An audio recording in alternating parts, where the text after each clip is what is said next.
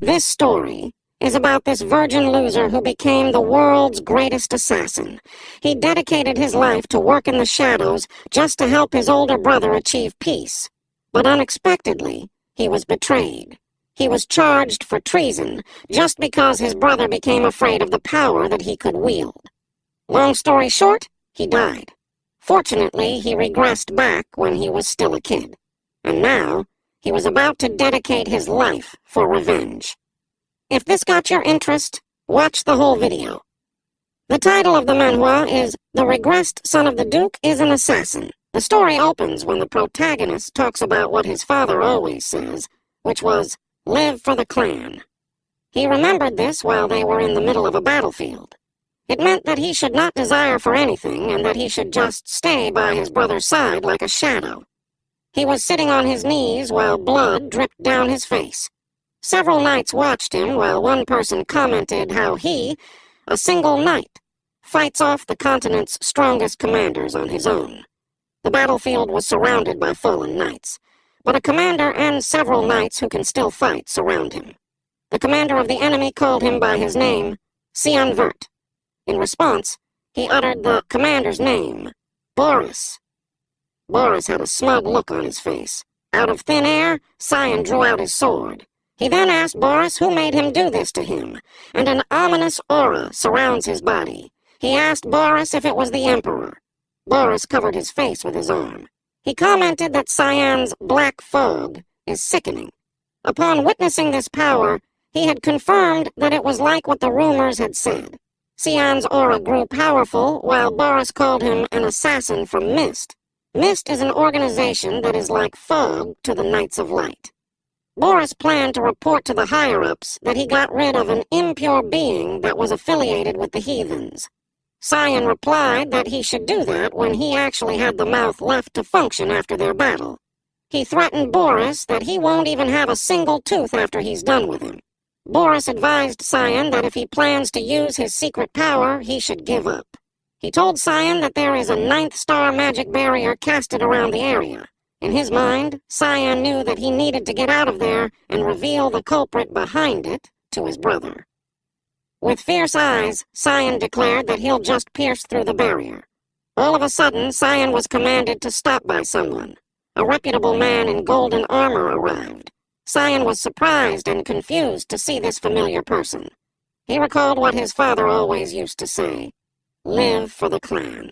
In addition, his father told him that his brother Ashel is by extension of the clan. Ashel Vert's success is Sian Vert's success. This man in golden armor has blonde hair and is staring at Sian.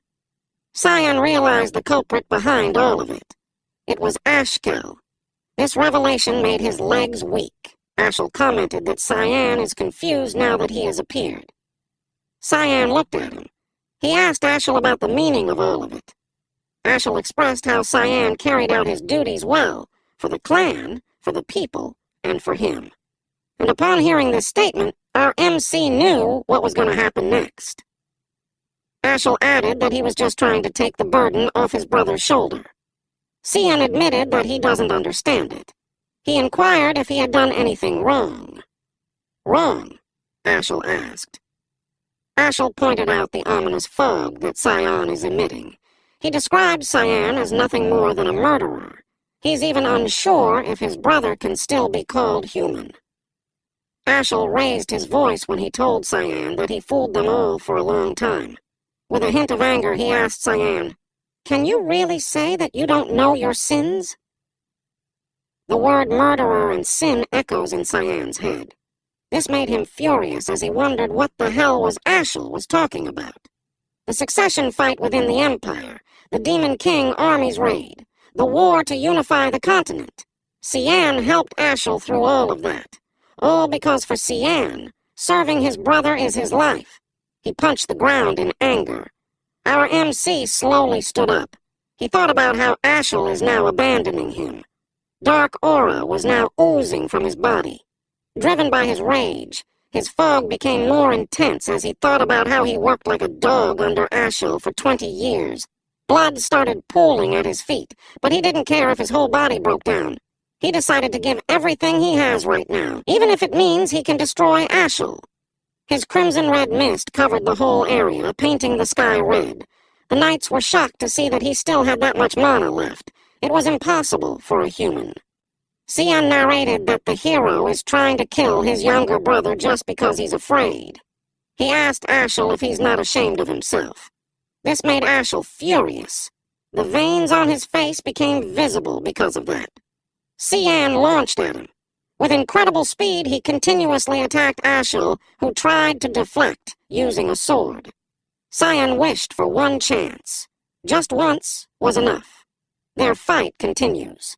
One chance is all he needs to stab Ashel's weak point to stop him from regenerating.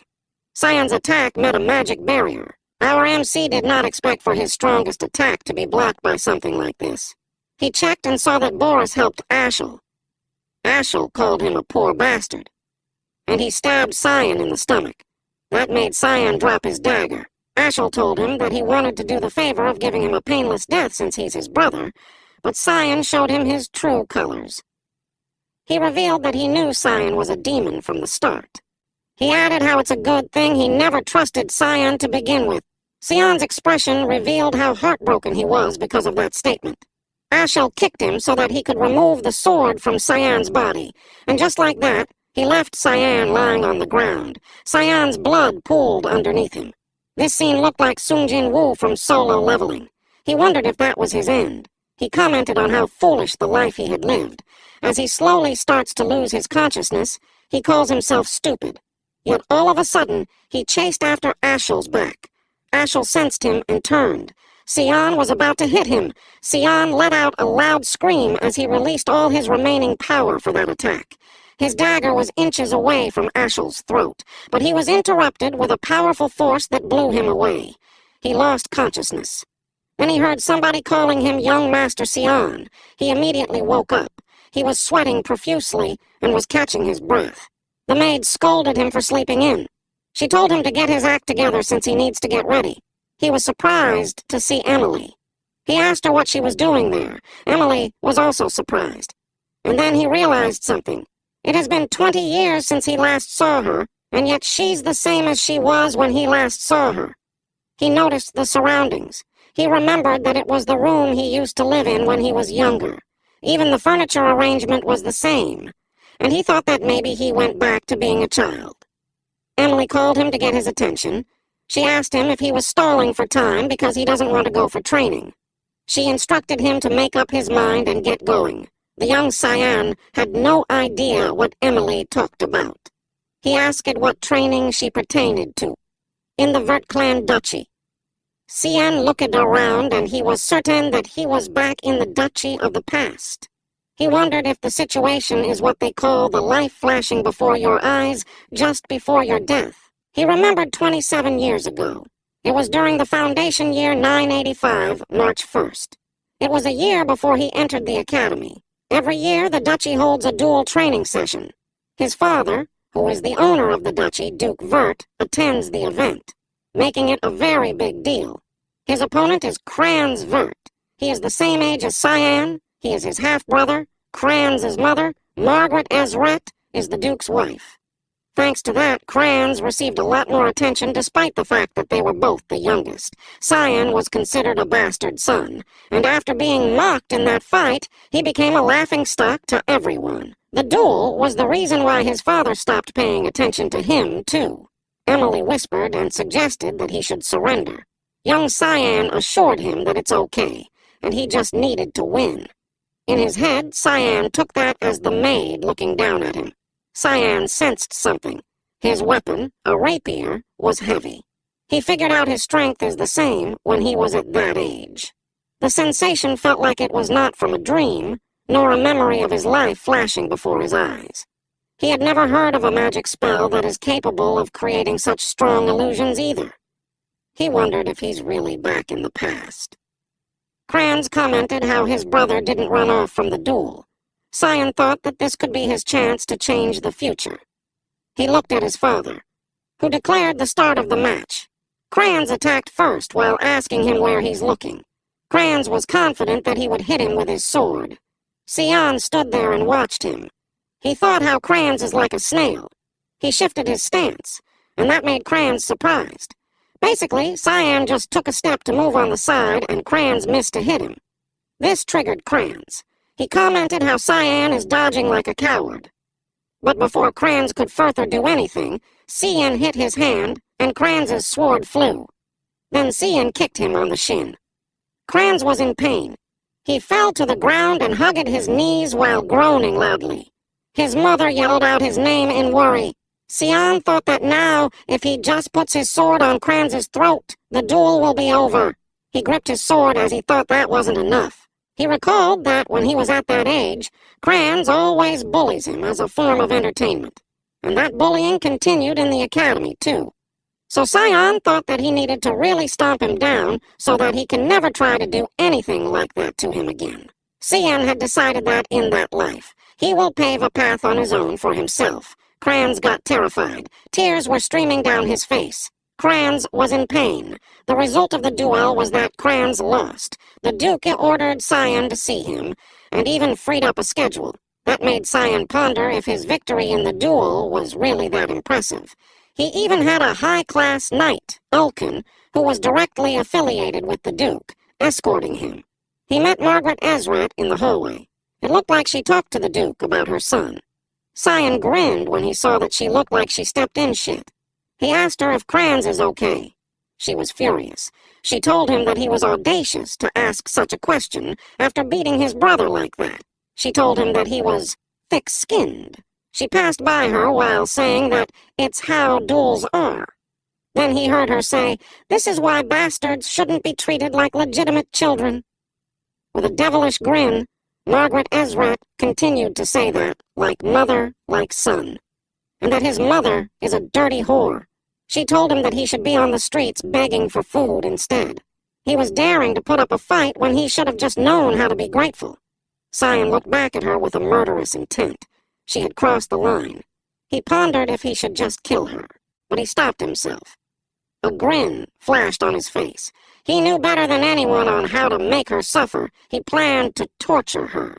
Slowly, like painstakingly slowly. He asked her if she's aware that he's going to the academy along with Kranz. She asked him what his point was. Then he said, "I'm sure you want your son to graduate with limbs, right? I guess you're not that worried about him, huh, Duchess?" This triggered her even more. She was about to slap him while calling him a vulgar piece of shit. Yolkin's arm protected Cyan. Yolkin apologized to the Duchess. He explained that the Duke called Cyan urgently, so they had to go. With a stern expression, he told the Duchess that they will get going. The Duchess remained silent. The Duke's orders are absolute. Cyan peeked from Ulkin's back and laughed. He was being protected by the guard knight who was given that order, a knight who won't submit, even to the Duke's wife. He thought of how Yolkin is nice and reliable. The door opened, and the Duke told them to come in. Cyan entered the room. He greeted the Duke. In his mind, he recalled that it has been almost 15 years since they had met one-on-one. Duke Willius Vert is the great feudal lord of Velius, a western feud of the Ushef Empire. The world calls him by a different name, the guardian of the continent. He is the hero who stopped the invasion of demons for a long time, with the help of his remarkable magic power and otherworldly wisdom. That man shouldered a responsibility no one compelled on him until his very death in battle against the invasion of the Demon King's army. All he wanted was there to be peace in the entirety of the continent. But Cyan's memories of him are different. As a man who utilized his free will to decide on living his whole life serving others. For Cyan, he is a stupid man. The Duke commented how Cyan's eyes precisely followed the sword and dodged it. Cyan was confused. The Duke explained the scene when the moment Kranz ran at him, he looked straight at the path of the swinging sword and turned his body to dodge it. The Duke asked him when he learned how to wield a sword. Cyan thought that, as always, the Duke was sharp. He answered that he wouldn't say he learnt it. He revealed that he practiced every night on his own. The Duke pressed him for details, since the Duke knew that Cyan never had any interest in swordsmanship. He asked Cyan why he hid such excellent skills. Cyan was embarrassed when he answered that he didn't want to catch others' attention, but the Duke was not convinced, since despite that reason, Cyan went all out at taking down crayons. The Duke continued to speak. He asked Cyan if he also thinks that what he did after was unnecessary. The Duke was talking about Cyan kicking crayons on the ground. Cyan thought that the intention of the Duke behind the question seems pretty perusing. He wondered if the Duke is trying to get a feel of what he's capable of. Cyan admitted that he wanted to prove himself. The Duke asked him what he wanted to prove. Cyan confidently replied that he wanted to prove that he's better than Kronz, even though they share the same blood. He concluded that it was the meaning of the duel. The Duke laughed. The Duke praised him for his clear and concise answer that shows off his level-headedness. He didn't know Cyan was so talented. He was delighted. The Duke told him that he will become a great and reliable support for Ashel one day. Cyan then felt the betrayal from his past life. He was confused and disappointed. He wondered why he would become Ashel's helper. He thought how it was always the same. The Duke is still obsessed as ever with Ashel. His hand turned into a ball of fists. The Duke told him that he wanted to reward him, so if there's anything he wants, he should just tell him. With sharp eyes, Cyan decided that he'll destroy everything.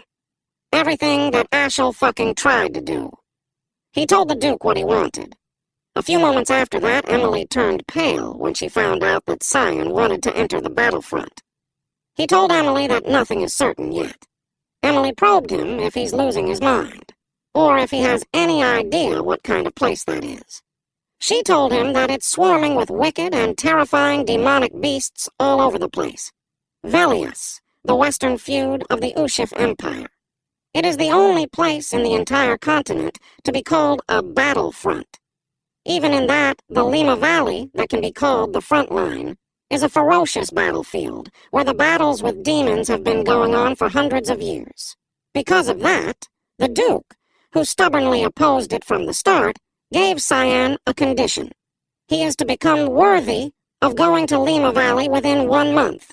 He didn't know on what basis the Duke would decide his worth yet. He thought of raising his physical strength as much as possible in the given time.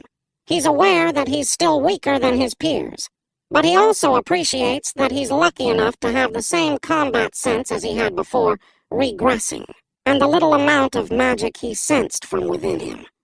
He knew that if he trained his body as per his capability, he could definitely make good use of it.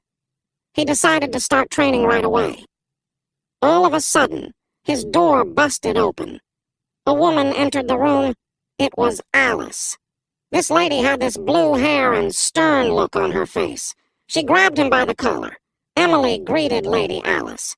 But Alice was rocking Cyan back and forth and asking him if he's gone mad. She heard that he asked their father to send him to the battlefront. Cyan turned pale when he asked Alice to let him go. She left him on the ground. Cyan's soul looked like it left his body. Alice commented that defeating Kranz got into Cyan's head. She uttered that it won't. So she demanded that Cyan go to the rooftop at once. At the rooftop. Alice briefed him. She told him that when they drew their swords, she would let him go to the battlefront if he could endure her attacks for 3 minutes. Our MC asked Alice if she really had to go that far. Alice was firm. She demanded him to answer one question. She inquired if Cyan is after the family's title. Internally, Cyan was surprised that she's going that far for that reason. He doesn't even have the slightest interest in that. Alice assumed that his silence means yes. She instructed him to draw his sword. Cyan was exasperated. It hasn't been half a day since his duel with Kranz. He concluded that his whole day was chaotic. Alice proceeds to attack him. He did not expect that, but he was able to block her attack, which surprised Alice because that would have been impossible for a 10-year-old. Cyan pondered if she really planned to go all out against her brother, who is 7 years younger than her. Alice stepped back. She was processing what happened. A rapier has a very light blade, yet Cyan cleanly parried off her longsword's attack. She wondered if he'd just got lucky. She told him that he's got better intuition than she thought. He knew from Alice's expression that he's screwed. Alice went all out on her next attacks. She leapt to attack him, but Cyan was able to block her sword using his rapier. More than that, he was able to slide his sword well so that he was able to position it parallel to her throat. Alice was taken aback. Scion was struggling. He shifted his sword, but Alice blasted him away. He landed on top of the pillar. Breathing heavily, he thought how the situation could go wrong. Had he not twisted his sword midway through, he would have killed her.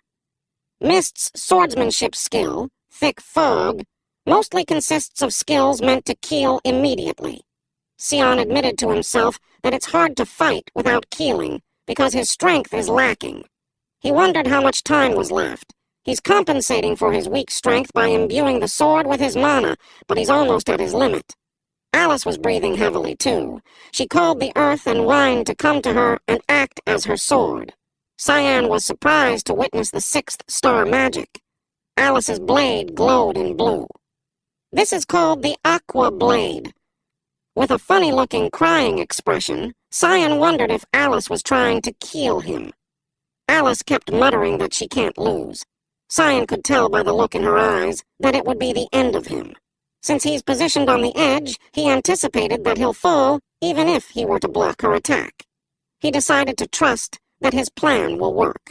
With an incredible speed, he charged at her first. He ran fast while Alice pointed her sword toward the sky to concentrate her power. Cyan gripped his sword as he begged. He's hoping somebody will come out. Alice is oozing with power. In his mind, Cyan hoped for Yulkin to show up. When Alice and Cyan were about to hit each other, Yulkin showed up in the middle while screaming, "Stop!" He blocked Alice's sword with his sword while he grabbed Cyan at the back of his neck. Alice's attack caused a huge explosion. Yulkin had a serious expression on his face when he called Lady Alice. He told her that she's being harsh against a much younger opponent. Cyan, still dangling from Yulkin's hand, let out a sigh of relief. He kept wondering when Elkin would appear. As if she came out of a trance, she gasped, and immediately she hugged her brother while apologizing. She admitted that she must have lost her mind for a second. Then she cried. Snot came out of her nose. She expressed how much she wanted to stop him from going to the battlefield.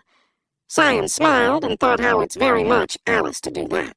She always tries so hard with everything. Alice was the elite of the elites who got an S in all subjects. In the Royal Academy, where all the talented children gathered, whether they be talented in swordsmanship, magic, or other fields of study. On top of that, her beauty was astounding, so people called her God's child.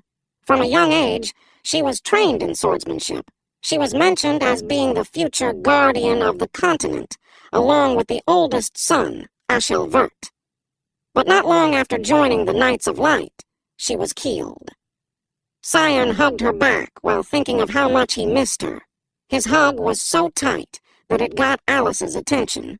In his head, he vowed to protect her this time. Then she averted her attention to Ulkin. She asked if he was the Duke's guardian knight. She was confused since the Duke just left for the war.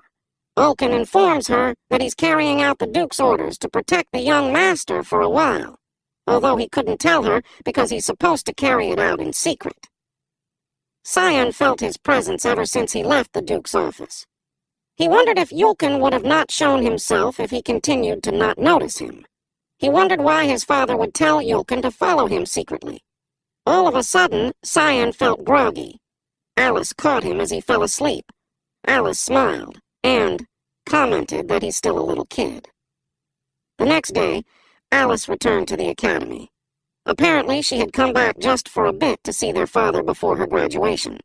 Cyan felt the need to become stronger, so he had been focusing on strength training for the past 2 weeks, but 10 push-ups is his limit.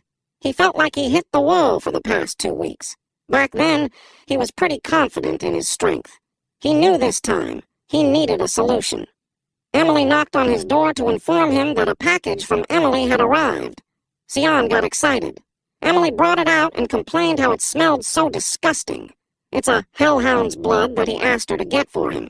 It's a rare item that can only be found in Lamia Valley. But now he figured out that the rumors that it was in the black market was true. The blood of demonic beasts is considered poisonous because of its sickening smell, as well as the feeling of burning upon consumption. But it actually permanently increases the mana and strength of the person who consumes it. Most people think that it was a false rumor, but Sion knew that it's true based on his past life experience. Emily asked him if he's really going to drink it. He answered yes. In his mind, Emily has nothing to worry about, since he's the only person who was able to adapt to her cooking skills. He chugged it down. He was reminded of the first time. He remembered it was mushroom soup, and after a single bite, his heart stopped for a moment. And compared to that soup, the blood is nothing. He finished everything, and commented that it was good. The power is oozing from his body. He told Emily that he's going out for a walk. He wanted to see if it worked. Our MC stepped outside. He arrived at a mountain overlooking the duchy. It had been a while since he last came there. He had been waiting for it for the last 2 weeks. It was the time when Ilkin was not there for his regular reports. He usually visits the place when he wants to be alone. Then one day Ashel received a divine revelation from the god of light, Lumendel. It said that an ancient temple is hidden somewhere in the mountains. He didn't really fully believe it, but there was really a place where the flow of mana was concentrated. And of course, the divine revelation is yet to come. Only Sion knew about it at the moment. He touched the ground with his hand, and his power traveled in the area. He grinned as he thought how Ashel had no idea what he's doing right now. The ground was shattered, and it revealed an underground passage. He decided to go inside. He noticed that it was different from last time he was there. That place was an ancient temple that served the god of light, Lumendel, until all of the history on that land was erased. It was because of the god of demon war that happened 300 years ago. Who could have ever imagined that the place existed in the mountains just behind the castle? Ahead of him is a glowing sword on a pedestal. It is considered the owner of the temple. 9939. Before Foundation, August 12th. Humanity finally succeeds in driving out the Demon King's army from Velius. The Demon King's army was far stronger than the humans, but the humans found ancient relics called the gods' weaponry, allowing them to take the win. One of those relics, Duran D. Arc, was a holy sword blessed by the god of light, Lumendel. The sword was deemed the main cause of humanity's victory against the demons, and Sion will meet his pitiful death in the future due to that sword, which will be possessed by Ashel Vert. He entertained the thought that perhaps Duran Dark had something to do with his regression. He touched the sword, and as he expected, nothing happened. He kicked the sword in frustration. He uttered that it ruined his mood. He mocked it, saying, "Holy sword, my ass." He decided to take care of his business and then leave. Little did he know, the sword was also annoyed. Once he walks past the light, there's a shadow that feels otherworldly. Sion found it. At first glance, it looked like a sword shadow, but it was not a shadow. Where there is light, there must be darkness too. He imbued it with his power. It revealed a pathway that leads to another room, hidden by the altar of light. Our MC opened the door. He saw his sword glowing in red on top of the pedestal. He told his sword that it was nice to see it. Cyan grabbed his sword. It was the demonic sword, Karam. The same sword he was wielding before he died. The moment he touched it, it revealed a powerful ominous aura. He uttered, "Good morning, Karam." But there was no response, so he wondered if it's still not awake. Still, Sion was elated.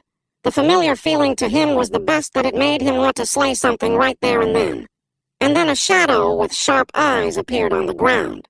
It asked Sion if he had no fear. Karam asked if he didn't know what it meant to have woken him up. Sion nonchalantly answered that he didn't know, and it could be that it meant the sword is his now. The shadow became bigger and intimidating. It informed Sion that since he woke up a demonic sword, it was too late to regret it now. The shadow grinned, and it revealed several pointy teeth. It rushed toward Sion while claiming that Sion's body will be owned by him. But Karam was surprised that Sion casually choked him. Sion told him that he wasn't that trashy before. The shadow started fading away, and it revealed a human face. Karam wondered how Sion could touch him. As if an answer, Sion reiterated that the sword is his. Karam had pink, long, pointy nails. It attacked Sion with it while screaming, "Fuck off!" Sion lost his grip, and Karam leapt backwards. When Karam was fully revealed, It turned out she was a woman. She asked Cyan who he was. She can see a dark aura surrounding him. She asked if he was the successor. She inquired why she could feel Eru's aura from him. Cyan answered that she's right and that he is the successor of Eru. He wore a devilish grin and told her that her master is back. He demanded her to bow down. He called her demonic sword Karam. Karam denies him by saying that he's just a kid. She couldn't accept it. They fought each other. Cyan figured out that words weren't enough. The demonic sword's final goal is to take over the body of the user. That left him no choice. He planned to go easy on her. But then Cyan grinned and activated demonic sword control. All of a sudden, Karam was being pulled to the ground, and the impact made her groan. Cyan told her that he will just say it once. He inquired as to why she won't accept him as her owner while he's still being nice. She grits her teeth as she asks him how he can use that power. He activated demonic sword control again, and that smashed her face to the ground. He did that over and over again. Her whole head is already buried deep in the ground. Cyan asked if she's ready to accept now. Karam replied that she accepted. Yet she called him human. Cyan was about to activate demonic sword control again, but he stopped when Karam corrected herself and called him master, now that he had taken care of his business in that place. Cyan wondered if it's time for him to go back since he had been gone for too long. Karam, in the sword form, expressed that it's been so long since she breathed fresh air. She let out herself from the sword. She looked like a black balloon with eyes, mouth, and pink hair. She was happy to express that she found it refreshing. She asked for her master's name. Cyan gave his full name. She commented that she had never heard that name before. Once again, she asked if Eru really chose a kid like him. Cyan answered, "Yeah, in my past life." That confused Karam. Cyan explained that he died once before. In her mind, Karam thought, "What the hell?" And then she noticed something. They were in front of the other sword. She commented how he's still sleeping. Cyan commented how the sword would have to wait for 20 years for his owner. Karam commented that Cyan talked as if he knew the future. He grabbed his sword and assumed stance. Out of the blue, he cut the handle of the sword in front of them. Karam was surprised. He asked him what he planned to do with it. He had a devilish grin on his face. He said that it could make things a bit more interesting in the future. The carriage can be seen moving away from the castle as the sun sets. It then slowed down until it stops. Cyan is wearing a shield on his chest. He couldn't believe the day had already come. He thought about how time flies by. Cyan greeted the Duke upon his arrival. The Duke told him that it will be the last time that he will ask him. He inquired if Cyan is still determined to go to the battlefront. He told Cyan that if he wanted to back out now, he wouldn't stop him. With confidence, Cyan announced that he's certain since his heart already lies at the battlefront. The Duke instructed Ilkin to open what he had. Ilkin is holding a scroll. Cyan recognized that it was a magic scroll. He wondered if they're summoning something. Ilkin released the magic scroll, and a creature with flames on its body appeared before them. This creature's paws have sharp claws. It was a hellhound, a low-rank demonic beast from the Lamea Valley. Cyan thought that his father and the knights must have had a hard time preparing for the test. The knights placed their hand on the sword. Cyan had observed that and thought how the knights are prepared to step in when it becomes dangerous. The Duke told him that he's responsible for his actions. The Duke urged him to prove how strong his resolve is by passing the trial and showing it to them. Ilkin thought about this trial. He tightened his grip on his sword. He recalled the time when Cyan invited him for a duel. That time, Cyan explained that there are only 3 days left until the deadline of his promise to his father. He thought that he couldn't just keep swinging his sword in the air. He told Ilkin that he wanted to have a sense of a real fight, too. So he asked him to help him out. Ilkin was hesitant, so he suggested for Cyan to duel with someone at his age, like the young Master Kranz. Cyan explained that for some reason Kranz runs away whenever he sees him. In his head, Ilkin thought it was a hassle. Ilkin eventually agreed. He informed Cyan that he will only fight with his sword's sheath. and that he will only focus on defense, so he encourages Cyan to attack him all he wants. Cyan thanked Yulkin. He told him that he had another favor to ask. The atmosphere changed, and with a serious expression on his face, he told Yulkin that whatever happens in the duel, Yulkin should not tell the Duke about it. He emphasized that it was an order. That puzzled Ulkin. Sion attacked him. Ulkin was able to block it with his sword. But he felt that the attack was heavy. He can't believe that it came from a 10-year-old sword. Before he could get back to his stance, our MC attacked again. He also noticed how quick Cyan moves, and he was surprised when suddenly he was out of sight. He wondered when Cyan disappeared, and then he sensed him behind. He was able to defend right on time. Cyan attacked him consecutively. He really took this duel seriously. Our MC gave his all when attacking, but all of it was deflected by Yulkin. He mentioned that as he thought he can't win against him yet. He thanked Yulkin for his hard work. Ulkin's breathing became shallow and fast. He praised the young master. In his mind, he can't believe that the weak young master Sion had grown that much. Back to the present time.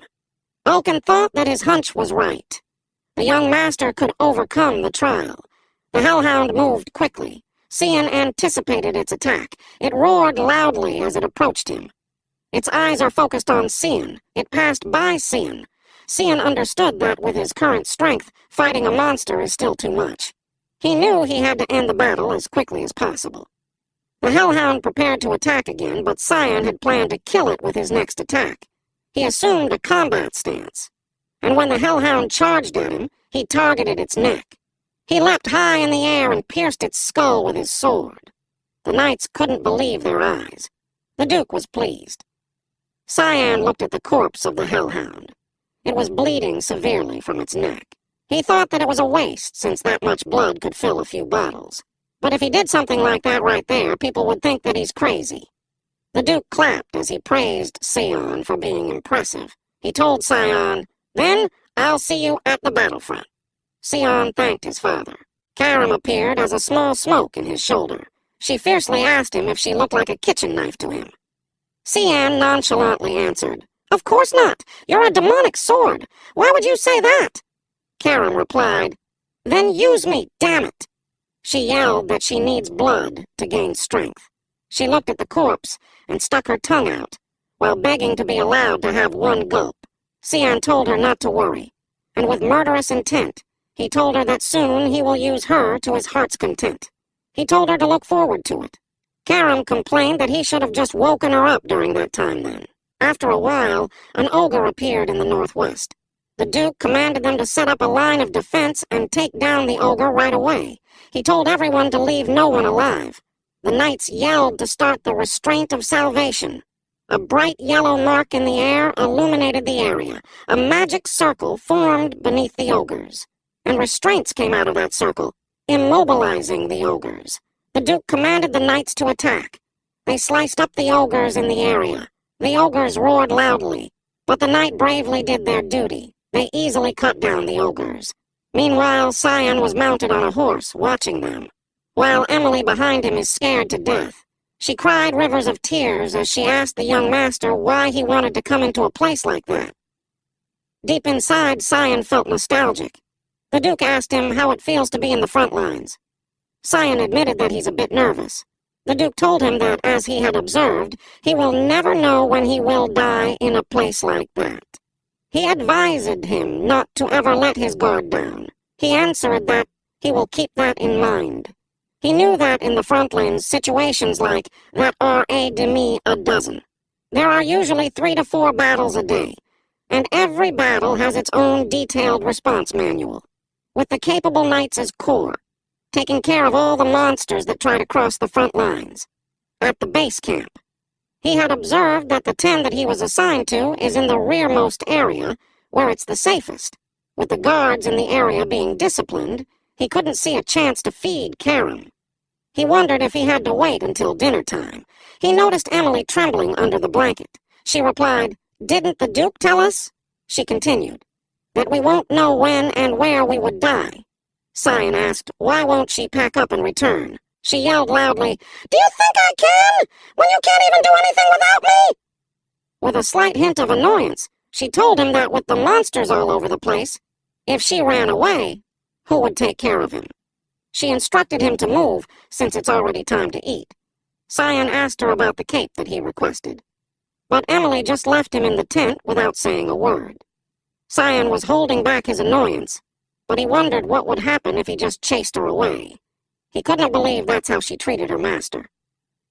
Later that night, Cyan lay a doll that looked like him in bed. He covered it in a blanket. It looked like he was sleeping on the bed. He thought that was enough cover. Emily asked him if he plans to exercise even in that place. He answered yes, and asked if he woke her up. Her eyes are still closed as she praised him for being diligent. She added that the Duke would be proud of him if he were to find out.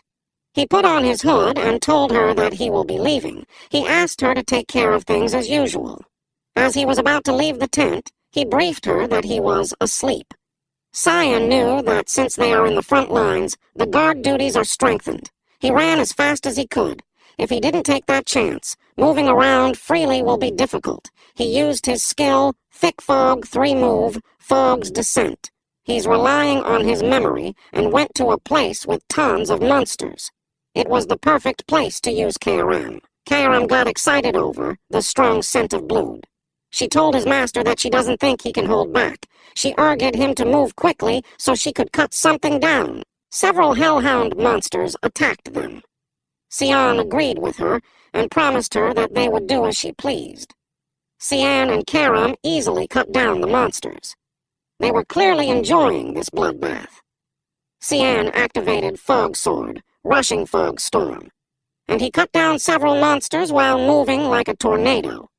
Few moments had passed. He stuck a tube in the monster's corpse. A mug waited at the end of the tube. He drains the blood through this method, and then he drank the fresh blood. He looked like a madman when he uttered, "This is the stuff." KRM was elated, too. She commented that it's the first time she felt so refreshed after waking up.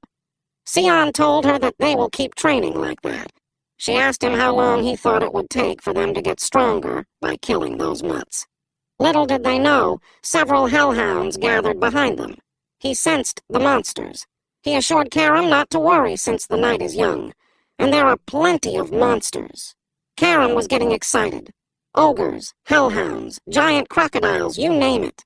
That same night, a carriage escorted by several knights is traveling in the mountains. A girl with silver hair is inside the carriage. Someone can be heard saying that the front line is too dangerous. The woman inside the carriage with the girl suggested that they go back. The girl told her not to treat her like a child. She told her that she's the royal princess of the empire. With a hint of annoyance, she asked her how many times must she remind her that she's bound to her duty to assist her father in his tours. She warned her that she will get mad if he mentions it again. The woman replied that she understood.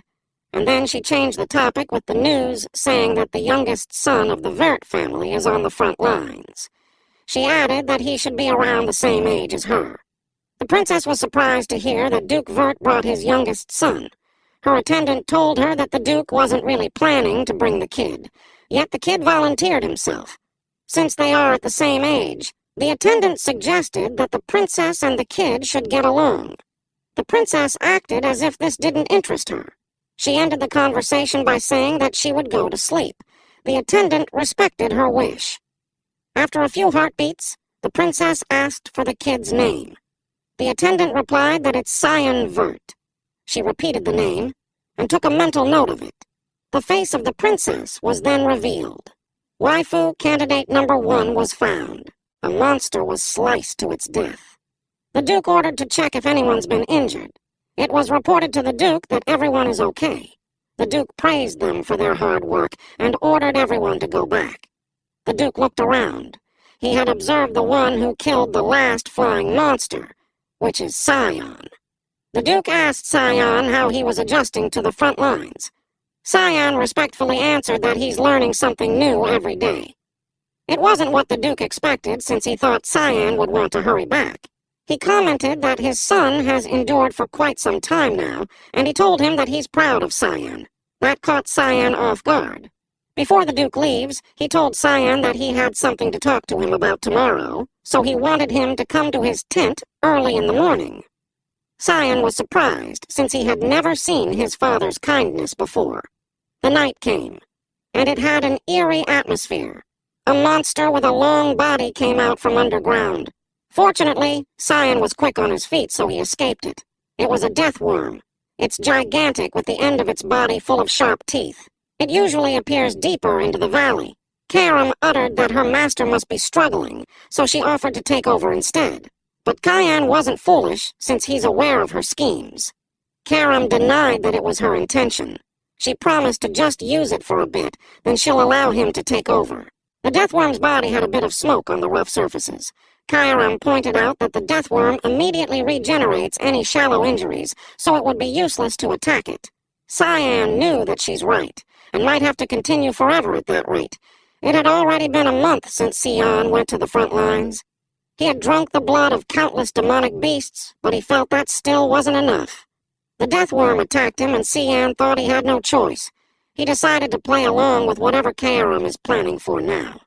Karam got excited to go wild. She activated thick fog ninth form demonic sword manifestation. Karam decided to rip its thick skin. With just one swift movement from Karam, the deathworm received several injuries on its body. The deathworm bled. Next skill activated was the fog sword, 8 fluttering petals. He moved really quick along the body of the deathworm while slicing it. The deathworm is losing its strength. Its blood showered the area until its body got severed into pieces. Meanwhile, the Duke's party investigated a corpse of a monster, and they noticed that it hasn't been long since it was killed. Yolkin noticed that the mana was quite imposing. He assumed that it could have been done by a demon. The Duke replied that they couldn't overlook it if there's a demon involved. He instructed everyone to inspect the area and burn the corpse immediately. The Duke inspected it closely since the traces of the sword looked familiar. He wondered if it was déjà vu. Then he was called by Elkin to take a look at something. Yolkin raised his torch to light up the area. It was a corpse of a deathworm. The Duke was surprised and curious on who would have slain a deathworm like that. This is the same deathworm that our MC had slain. He thought it might be the organization that he knew of. Demonic sword manifestation lets Karam took over Cyan's body so that she can use her true powers. But she can completely take over Cyan if he lets his guard down. Which is why Cyan thought that letting Karam take down just one monster is actually insane. He woke up feeling sore all over. He thought that it was a good thing that he drank all that demonic beast blood. Had it been a month ago, his body would have broken down. Karam suddenly uttered that she got everything now. Cyan couldn't follow what she said. She explained that it was just Cyan's outer appearance that's of a kid, but he doesn't act or talk like one. Karam noticed that the level at which he handled her is too proficient for a first-timer. In addition, he knew the entire geography of the Lamea Valley, too, and his sword techniques are that of mists. And it's as if he had trained it for 30 years at least. Plus, Cyan revealed that he already died once. That made Karam certain that he is a regressor. Cyan looked at her like she's a fool. He asked her if it wasn't implied when he told her that he had already died before. He thought he made it obvious enough. Karam was dumbfounded. Then she got mad and yelled how it was obvious when he hadn't explained shit. Cyan replied that he's too lazy for that. Karam changed the topic and commented that killing Cyan must have been hard. She had few theories on what happened to him.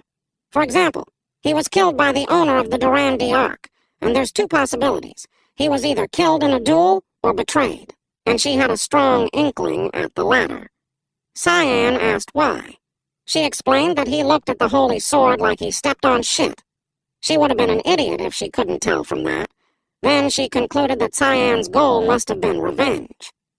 She gave him some advice, that if she catches him faltering or losing, she's going to swallow him up. He smacked her head and reminded her to know her place since he's not an idiot. Karam was left dizzy on the ground. In his head, Cyan remarked that she hasn't changed at all. She was exactly the same as she was in his previous life. Cyan then left the tent. He looked around and wondered what was going on since it seemed chaotic. Emily greeted him in a hurry. He asked her if something happened. Emily reported that high-level monsters were found near the entrance of the valley. Cyan was slightly nervous as he thought that she might be talking about the death worm. Emily added that it had been so long since there was a sighting of a high-level monster near the camps. Cyan asked if there's anything else that she knew. That got her confused. Then he asked if there was anything else such as sightings of a suspicious person or something about Cyan. But before Emily could answer, Oaken called the young master. He informed our MC that the Duke wanted to see him right away. Cyan was slightly nervous. He thought of the situation as a pain. Cyan couldn't take care of the corpses last night because the soldiers suddenly appeared out of nowhere. He grits his teeth as he thought his plan of enjoying a quiet life before entering the academy would be ruined. He went to the Duke's tent and greeted him. He assumed that his father would notice that he was the one who killed the monsters. The Duke acknowledged his presence. Cyan was worried that he'll be asked about yesterday's incident. The Duke asked him to take a seat. Cyan looked serious and nervous as he anticipated the dreadful conversation. He's thinking hard on what kind of excuse he would make. The Duke told him that he'll be direct. He straightforwardly asked Cyan what he was doing last night. Cyan replied that he went to bed early since he's tired. The Duke finds that suspicious, since the traces of the sword reminds him of Cyan's sword technique. The Duke started thinking that he was just overthinking it. Cyan inquired why the Duke asked him about that. The Duke was absorbed in his thoughts. He rationalized to himself that it's impossible for a child that's as young as Cyan to slay a death worm. Seeing that his father was distracted, he called his attention. His father assumed that he already knew about what happened last night. His father decided to look more into it, and he suspects that it was the doing of a secret organization, MIST. Our MC then pretended that this was the very first time he heard about MIST. The Duke then explained that MIST is an organization that has existed since ancient times. They do not know their goals, but they have assassinated countless nobles under the excuse of purification. They're infamous for leaving behind a black fog wherever they are. But one day, they disappeared. They were last seen 100 years ago. But the corpse of the death worm from last night was shrouded in black fog. Black fog is the trace left behind by Eru, the god of darkness, the very god worshipped by the Mist and the source of their power. And the Duke has this assumption that it was the Mist that slayed the death worm and the other demonic beasts. Deep inside, Cyan was amazed by his father for being able to pinpoint who the culprit was, despite the organization having been last seen 3 centuries ago. The Duke admitted that they had no clue for the sudden appearance of the Mist, so he advised Cyan to be careful. Nonetheless, the Duke planned to notify the Empire about this and investigate further. With that, Cyan assumed his father had believed. In his mind, the Duke thought that it made no sense for Cyan to be involved with such an organization when he's that young. The Duke concluded that topic. He went to ask Cyan if he knew who's visiting them today. Cyan replied that he heard that His Majesty will be visiting, but he had no idea that it was today. The Duke asked him a favor regarding that. Cyan was slightly nervous with the Duke asking a favor. A few moments later, the horn blew, followed by the announcement that His Majesty, the Emperor, had arrived. All the knights, including the Duke, were on their knees as a sign of respect in greeting His Majesty. The Emperor excitedly called the Duke by his first name. His Majesty descended his horse. He lowered his knees and tapped the Duke by his shoulder and told him not to be so polite since they're old friends. And the Emperor saw Cyan. He was indifferent towards him. Cyan greeted His Majesty and introduced himself. His Majesty remarked that for a boy as young as Cyan to be residing in that kind of environment was proof that the Duke's children are different from the ordinary ones. Cyan's goofy face appeared when he thought of the favor that the Duke asked. He was scared at first, but it was just to appeal to himself as the Duke's son. In his past life, Cyan was always cooped up in the mansion when the Emperor visited. Now, Cyan was deeply touched by his father's trust. His Majesty told them that he wanted to introduce someone as well. A young lady stepped out of the carriage. She introduced herself as the 5th princess of the Ushif Empire. Her name is Erin Severus. Cyan recalled that she was the tragic 5th princess. A while ago, the Duke trusted Cayenne to escort Princess Erin for the day. When the Duke told him that, he had no idea how. The Duke assured him not to worry about anything, since all he has to do is to keep her company. The Duke described the princess as the same age as Cyan, and they'll be seeing each other more often when they enter the academy. Cyan recalled seeing her in his past life in between classes. The Duke told him that there's no harm in becoming acquainted with someone of the royal family. The Duke expressed that they want him to get along. Internally, Cyan really didn't want to do it, but he understood his father's intentions. The Duke probably wishes that they would develop a friendship like what the Duke has with the Emperor, but Cyan thought that the Duke picked the wrong person for it. Princess Erin can't be his friend, although Cyan couldn't say anything since it's a future that is only known to him. He finds it annoying, but he decided to be obedient for now. He paid attention when Princess Erin started talking. The princess asked why the river is red. Cyan confirmed if she was talking about the Blood River. Cyan explained that it was a stream that runs through the entirety of the Lamea Valley. There isn't any complex reason as to why the water is red. The demonic beasts, who are old or injured and can no longer fairly compete with others for survival, will instinctively jump into the Blood River. The demonic beasts' corpses and bodily fluid will then melt into the river, turning it red from the decomposition by the mana. The princess had a shocked, goofy expression after finding out that it's a river where all demonic beasts' bodily fluids and corpses are. Cyan nonchalantly added that the demonic beasts drink and wash in it. He told the princess that it's very disgusting, so he advised her not to go in it.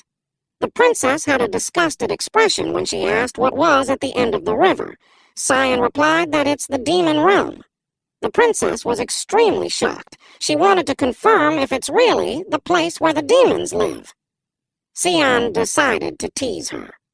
With a funny, devilish grin, he told her that if she keeps following the river, she might even meet the Demon King. The princess was horrified. In his head, Cyan knew no sane person would do that.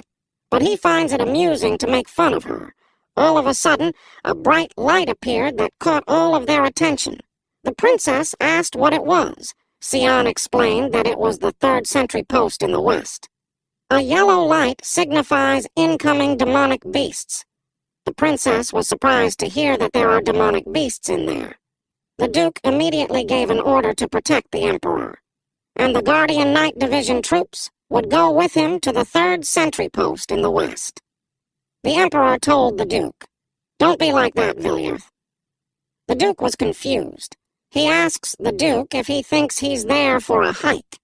He added that he's feeling bored, and to prove his point, the Emperor unsheathed his sword.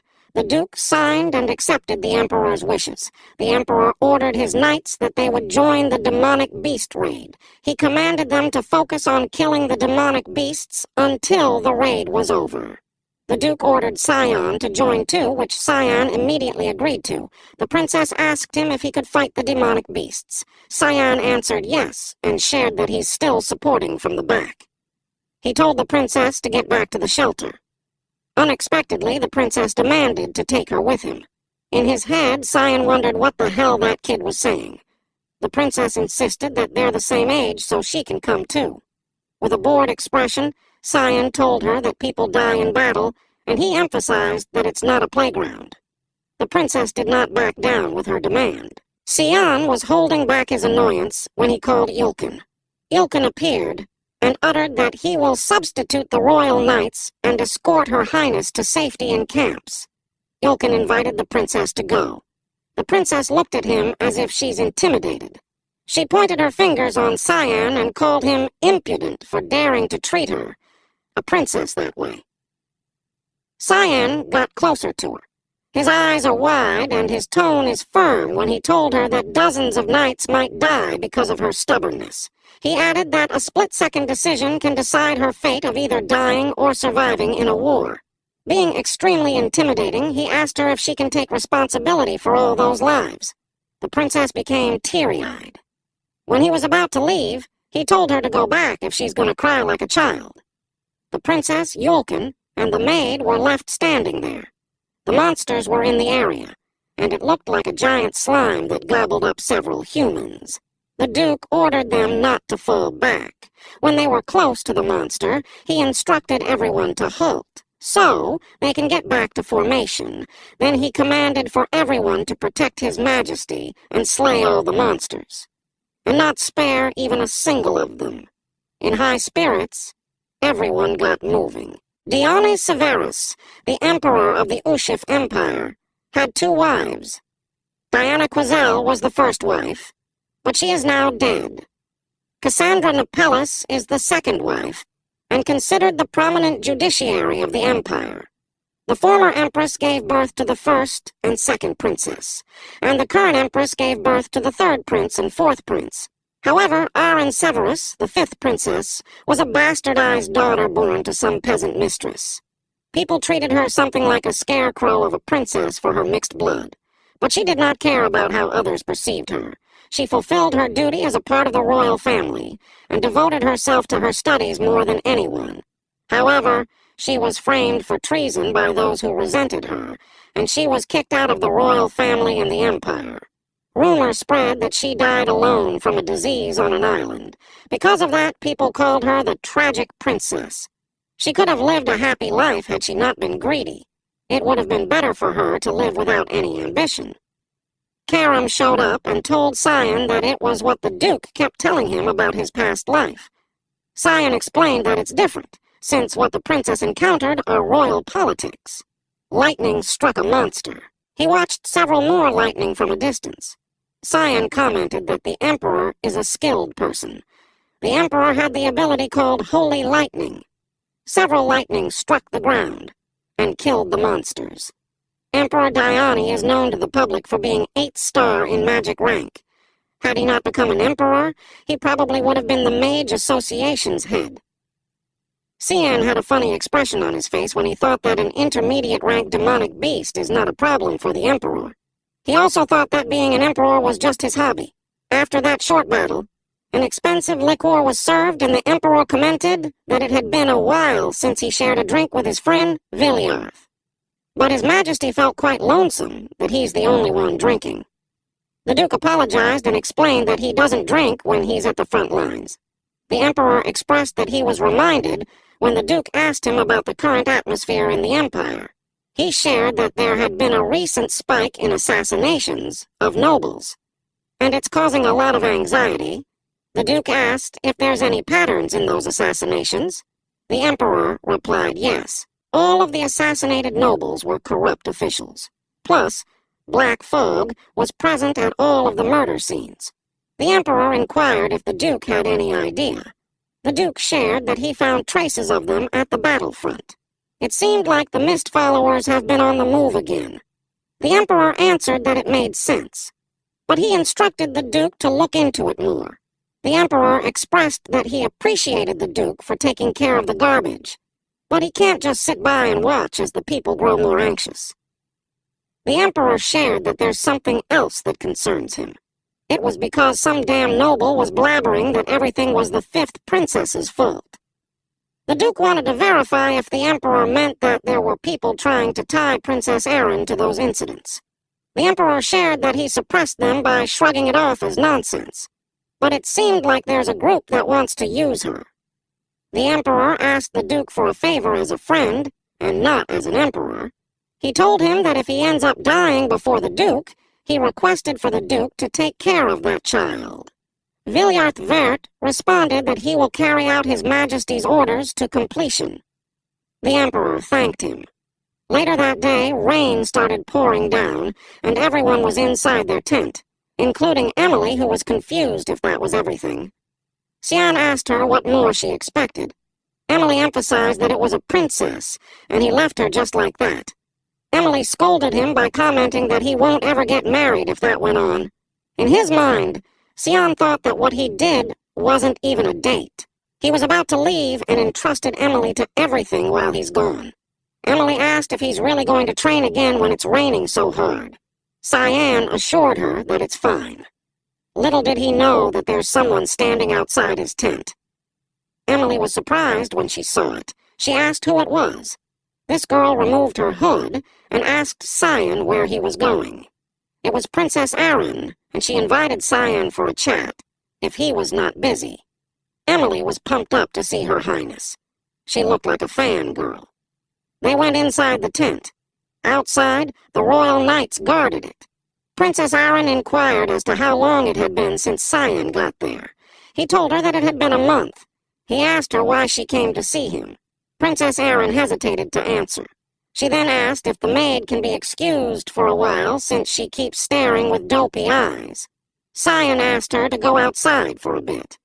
Emily went out, and her statement that they should have a good time together confused the two. Then she was fully gone. Funny enough, in his head, Cyan thought that it was a big no to have a good time with a 10-year-old. Princess Erin blushed as she apologized for what happened earlier.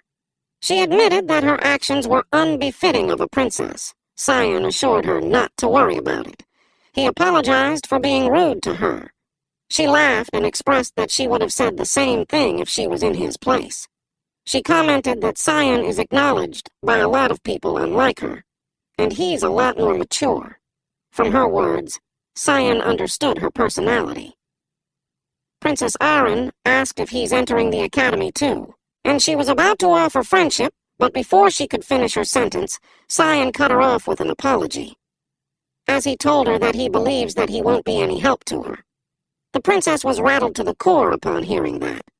Then Cyan told her that if she's there to make friends, she should just leave. Princess Erin told him that she wanted them to be on good terms, and he's being harsh.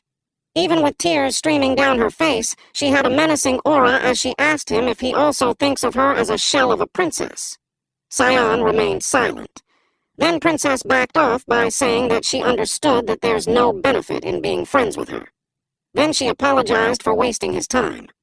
She expressed that she was short-sighted for thinking that they could at least talk. Then she told him that he's completely different from Sir Ashel. That struck a nerve in Cyan. It evoked certain feelings in him. He grabbed her arm. Princess Erin yelled, "What's wrong with him?" But Cyan had murderous eyes as he inquired on how she knew his brother. She explained that she got to know him when she was touring the Royal Academy last year, and he advised her not to care about what others think, and that she should just fulfill her role as a princess. In his mind, Cyan thought that as if it was advice. He knew that demonic bastard's personality better than anyone. Then he realized that it all had begun when his brother met Princess Erin. He was pertaining to the plan to bring down Princess Erin. Cyan warned the princess, but their conversation got cut off with a loud noise. Immediately, Emily ran inside the tent. She told him to run, but the roof of the tent had already been broken, and then there was a loud impact from an attack.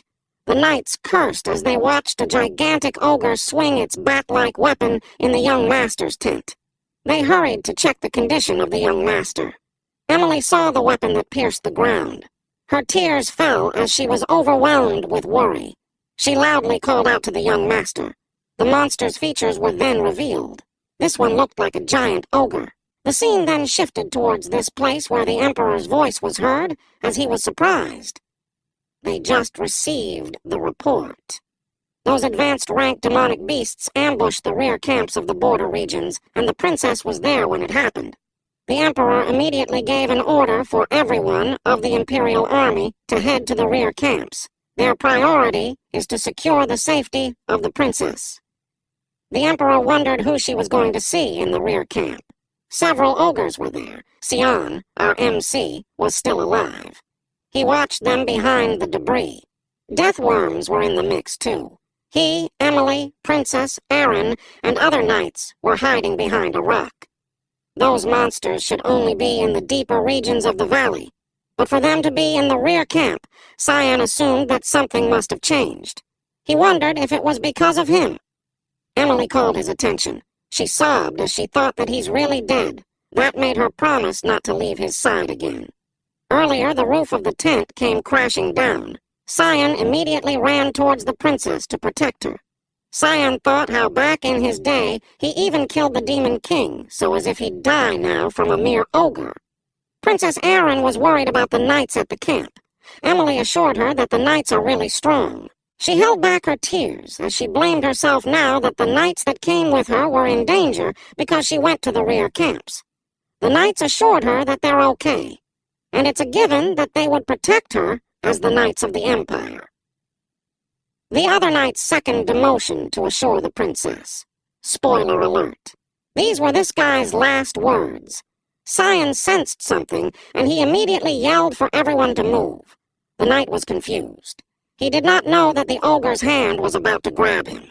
The hand squeezed the knight to the point that he coughed up blood. The owner of that hand is a gigantic, menacing ogre. The princess was horrified. Sion immediately leapt in front of her and ordered her to get back. The ogre smiled. Sion had confirmed his suspicion.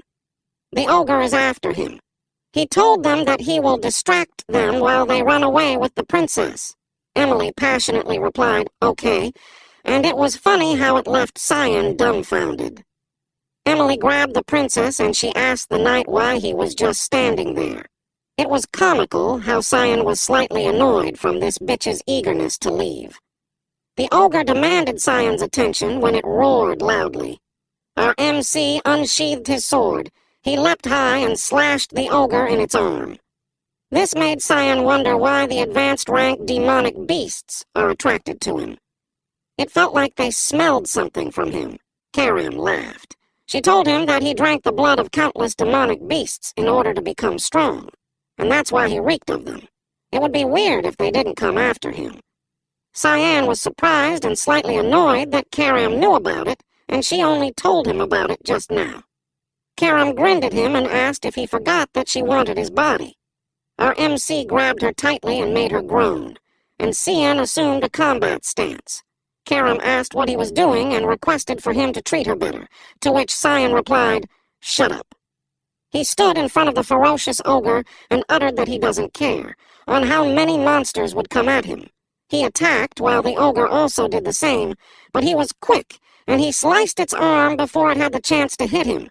It roared loudly because of the pain, and then he followed it with another attack. His attacks ended, and the ogre faced its defeat.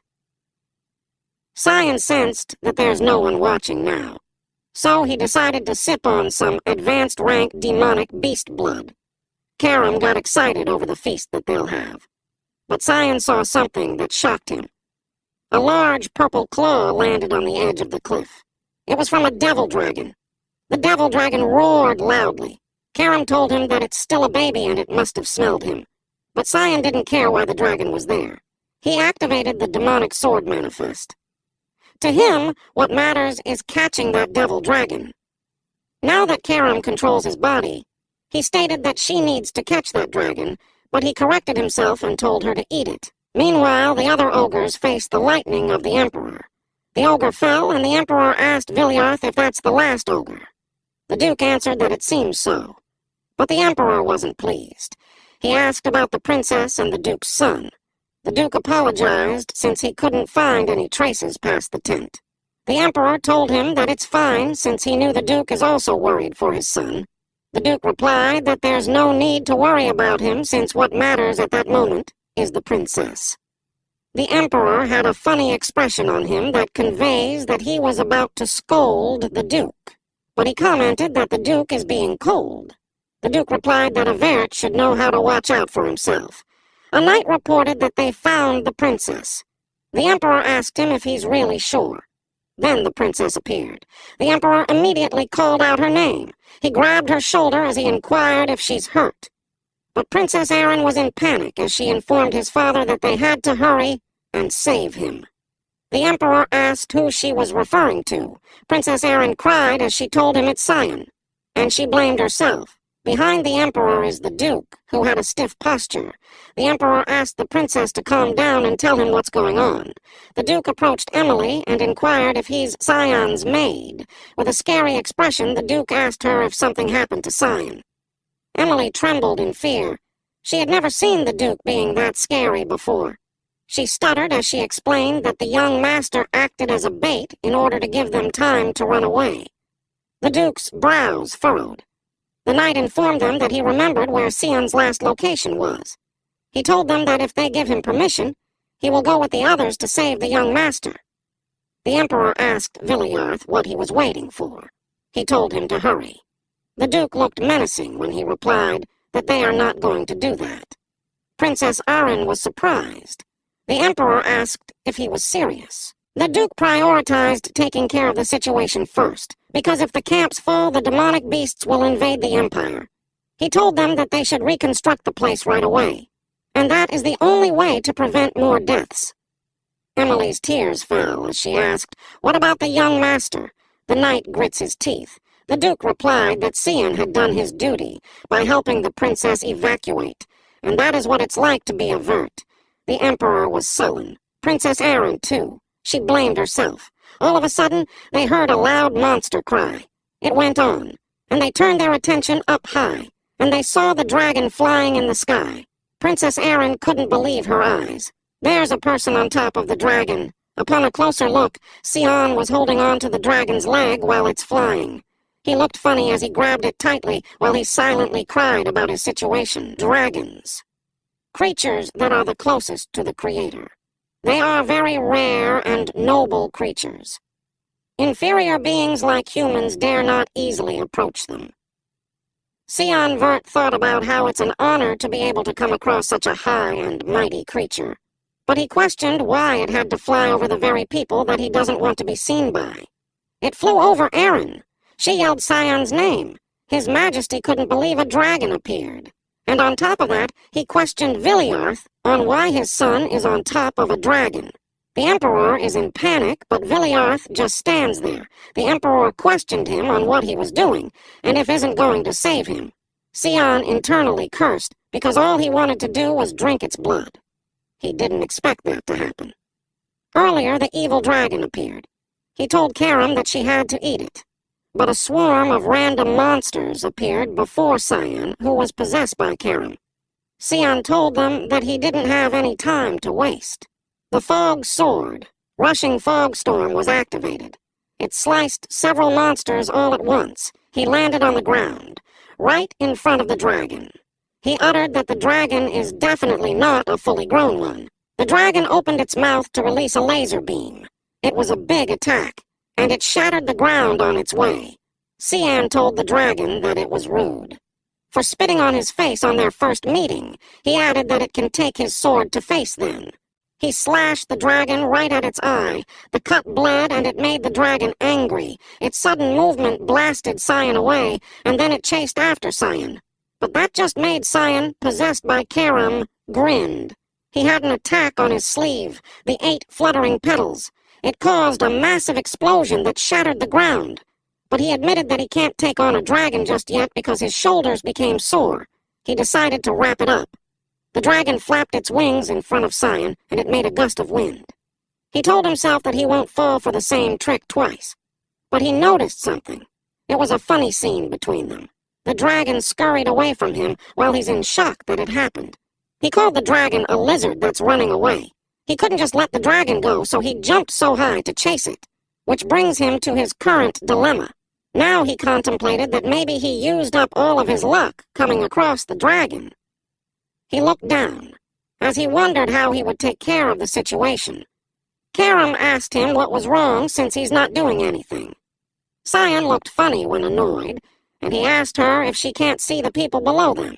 Karam told him so what. She argued that if he unsheathed her, he's got to do something at least. He argued back if she's for real, of using a demonic sword with all those people watching. He told her that he'd be burned at the stake immediately if they saw that. She argued back if he's just going to stay on this dragon. He yelled that he's thinking right now. Their banter was funny. Viliarth had a magic circle underneath him. Our MC panicked as soon as he saw this because it was an advanced 8-star magic. Cian knows that his father is going to use the secret sword of heavens, knowing that his son will get swept up into it too. Several golden swords were released towards the dragon. In his head, Cian commented that his father is really living up to his title as the continent's guardian. The swords were reaching the dragon, but the dragon was able to evade it. Funnily, Cian cheered for the dragon.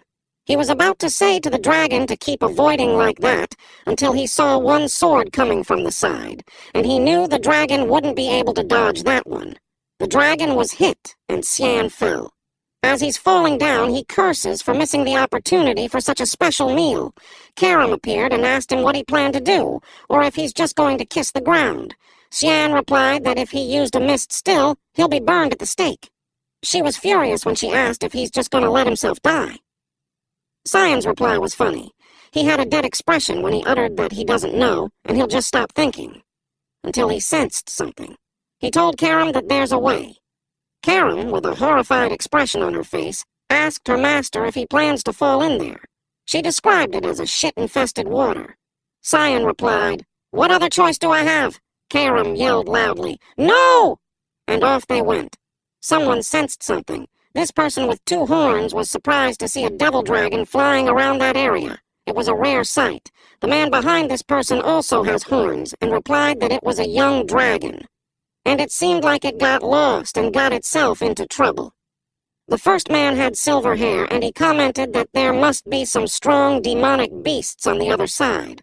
But the other man replied that it's humans who live across that border. The first man was surprised to know that it was humans. And he added that it couldn't be true since there's no way a dragon lost to something like a human. And he remained silent. The man with red hair asked the man with silver hair if there's something bothering him. He replied that he's feeling a strange energy from over there. Something strange but also familiar. The man with red hair replied that if he's that concerned, he should go check it out. However, he must refrain from killing everything he sees just because he's bored. The man's wings appeared. He told the man with red hair that he won't cause any trouble. The red water showed bubbles, and Xian emerged from it. He got out of the water. He felt exhausted. He groaned. His face doesn't look good. While feeling disgusted, he uttered, "Fuck my life." He asked Karam if she's still alive. Karam was annoyed. Her expression showed that she was clearly annoyed. She told him not to talk to her, and that she's trying to decide how she's going to kill him. Xian told her that they will clean up once they get back. He asked her not to be mad. That made Karam ask if he's going to go back. She told him to get it together and reminded him that they are in the demon realm. Karam assured her that there's no way they would come across a higher demon. But before he can finish his sentence, someone butts in. This person uttered that he was right. He knew something fun would be waiting for him there.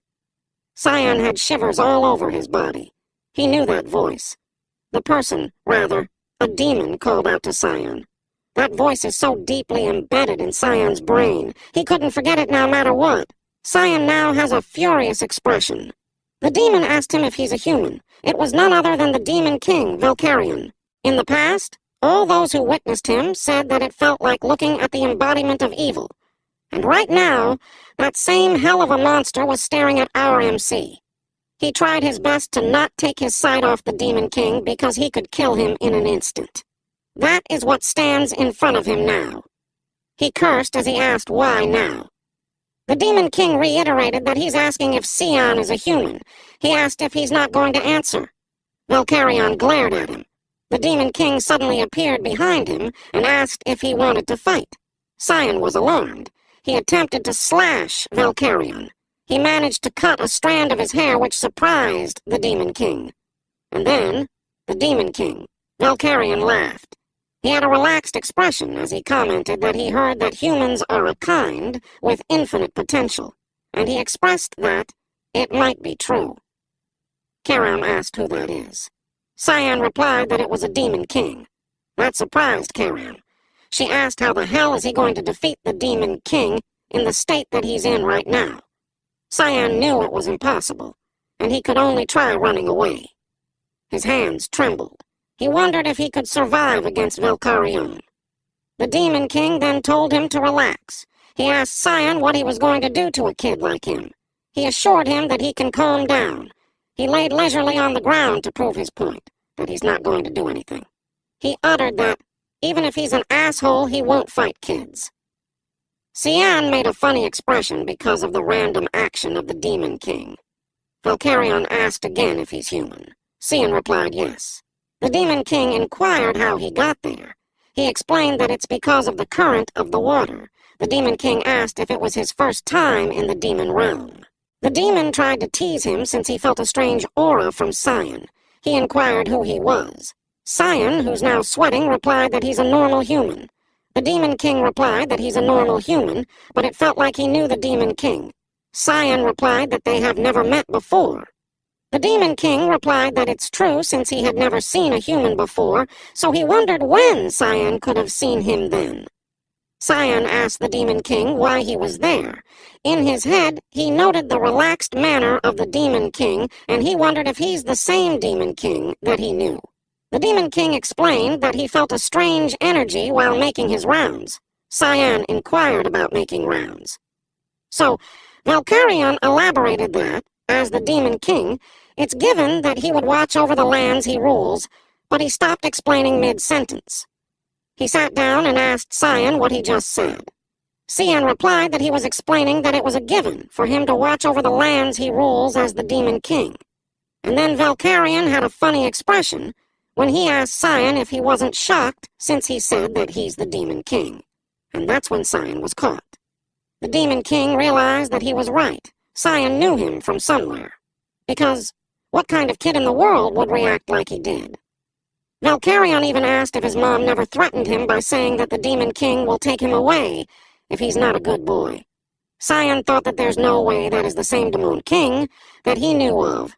He assumed that if things go like in his past, the demon's invasion should start soon, but he observed that the Demon King in front of him doesn't seem like someone who would do that. So Cyan started thinking that if this is Valkyrion's true self, then what triggered him to change?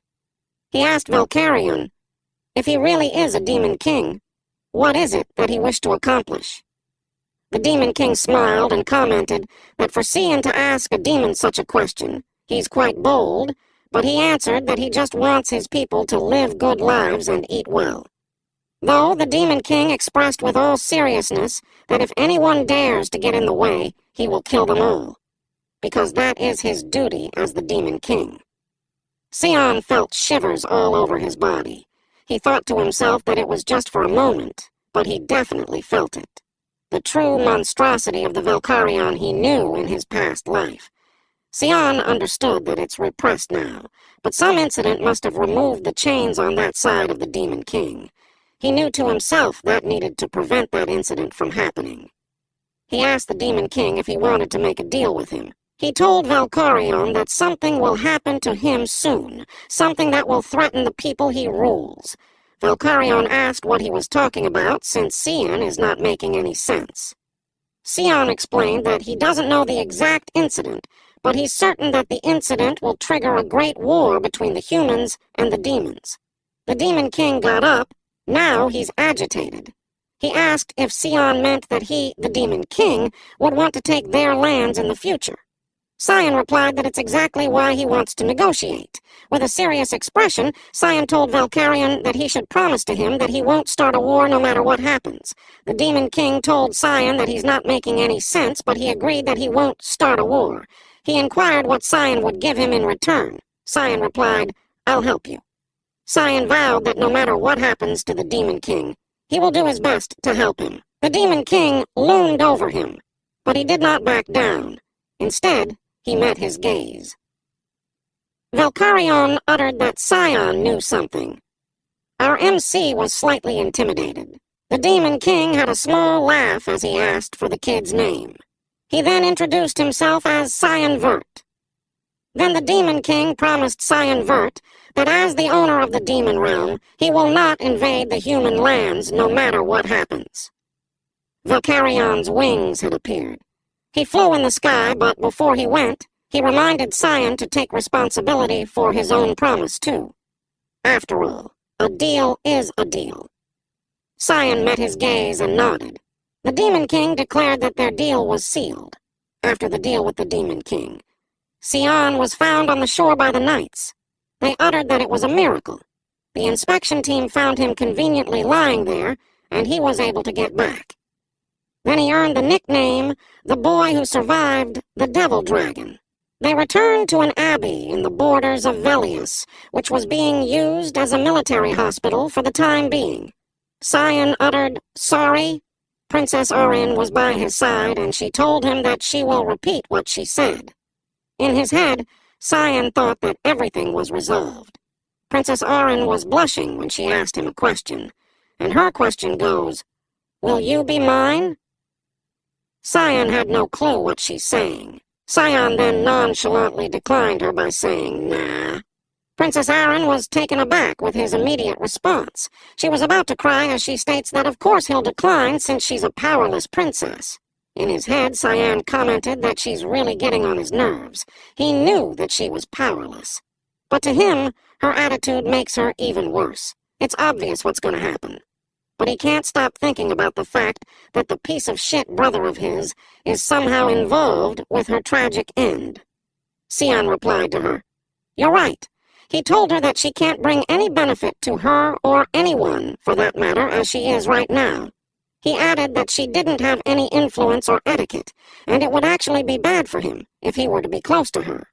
However, Cyan told her that he will watch her from afar until she develops into someone better." Aurene didn't expect that statement, so she wanted to confirm it once again. He replied yes, and told her not to be disappointed.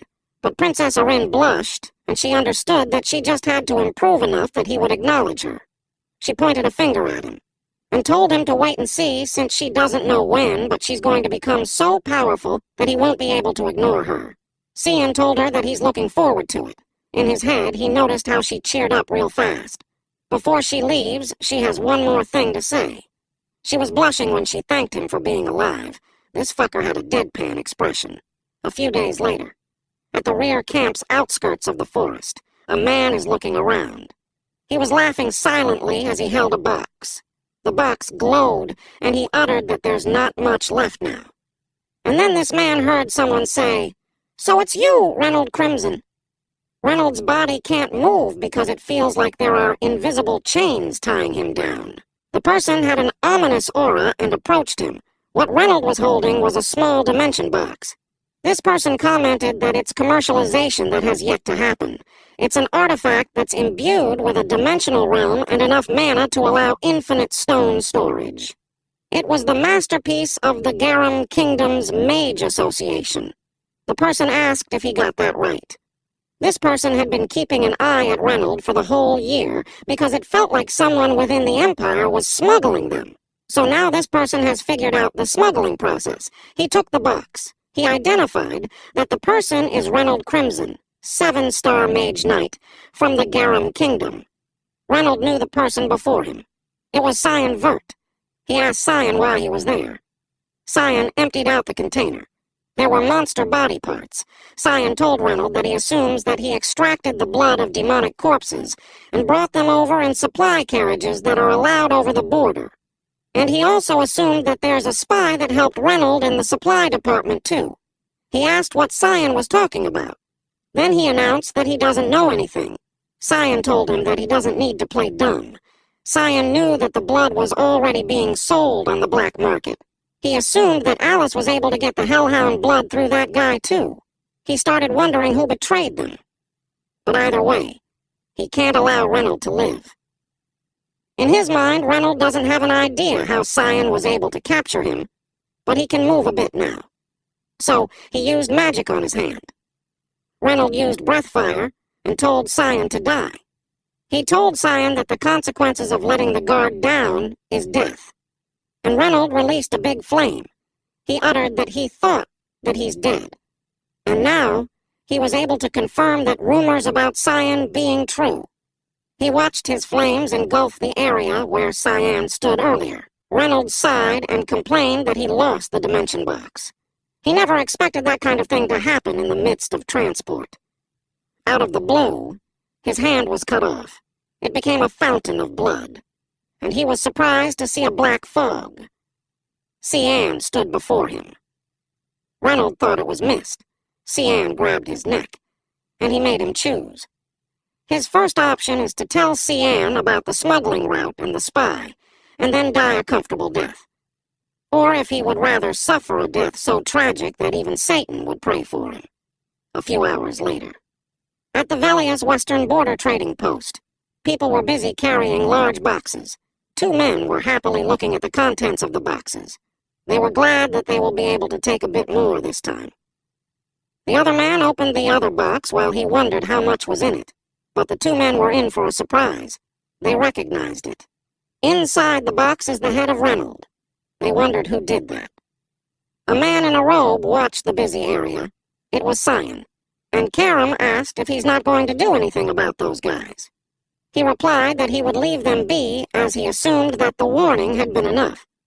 Garum Kingdom's 7-star Mage Knight Reynold Crimson. He's been smuggling the blood of demonic beasts from the front lines behind the Ushif Empire's back. The items Reynold smuggled were taken to the Garum Kingdom's Mage Association. The Garum Kingdom's Mage Association is a place where all the mages insanely obsessed with magic gather. They study the origin and foundation of magic as well as the art of creating new magic. They are an association that aspires to surpass the limits of humanity. Currently, they're making useful artifacts like the Dimension Box. But in the future, they will do all kinds of insane stuff with demonic beast blood. And Sion knew that he needed to put a stop to it. Karam told him that she thought he only plans to live for himself. But she was confused since he did a selfless act. He replied that he just doesn't like more people using the demonic beast blood. Meanwhile, at a residence in the Ushif Empire, Ashel looked out the window. He received a report that Sion Vert went on the front lines with their father. A naked woman on his bed heard the name and recognized that it was Ashel's half-brother. Ashel commented that Cyan is getting on his nerves, so he decided to go see him.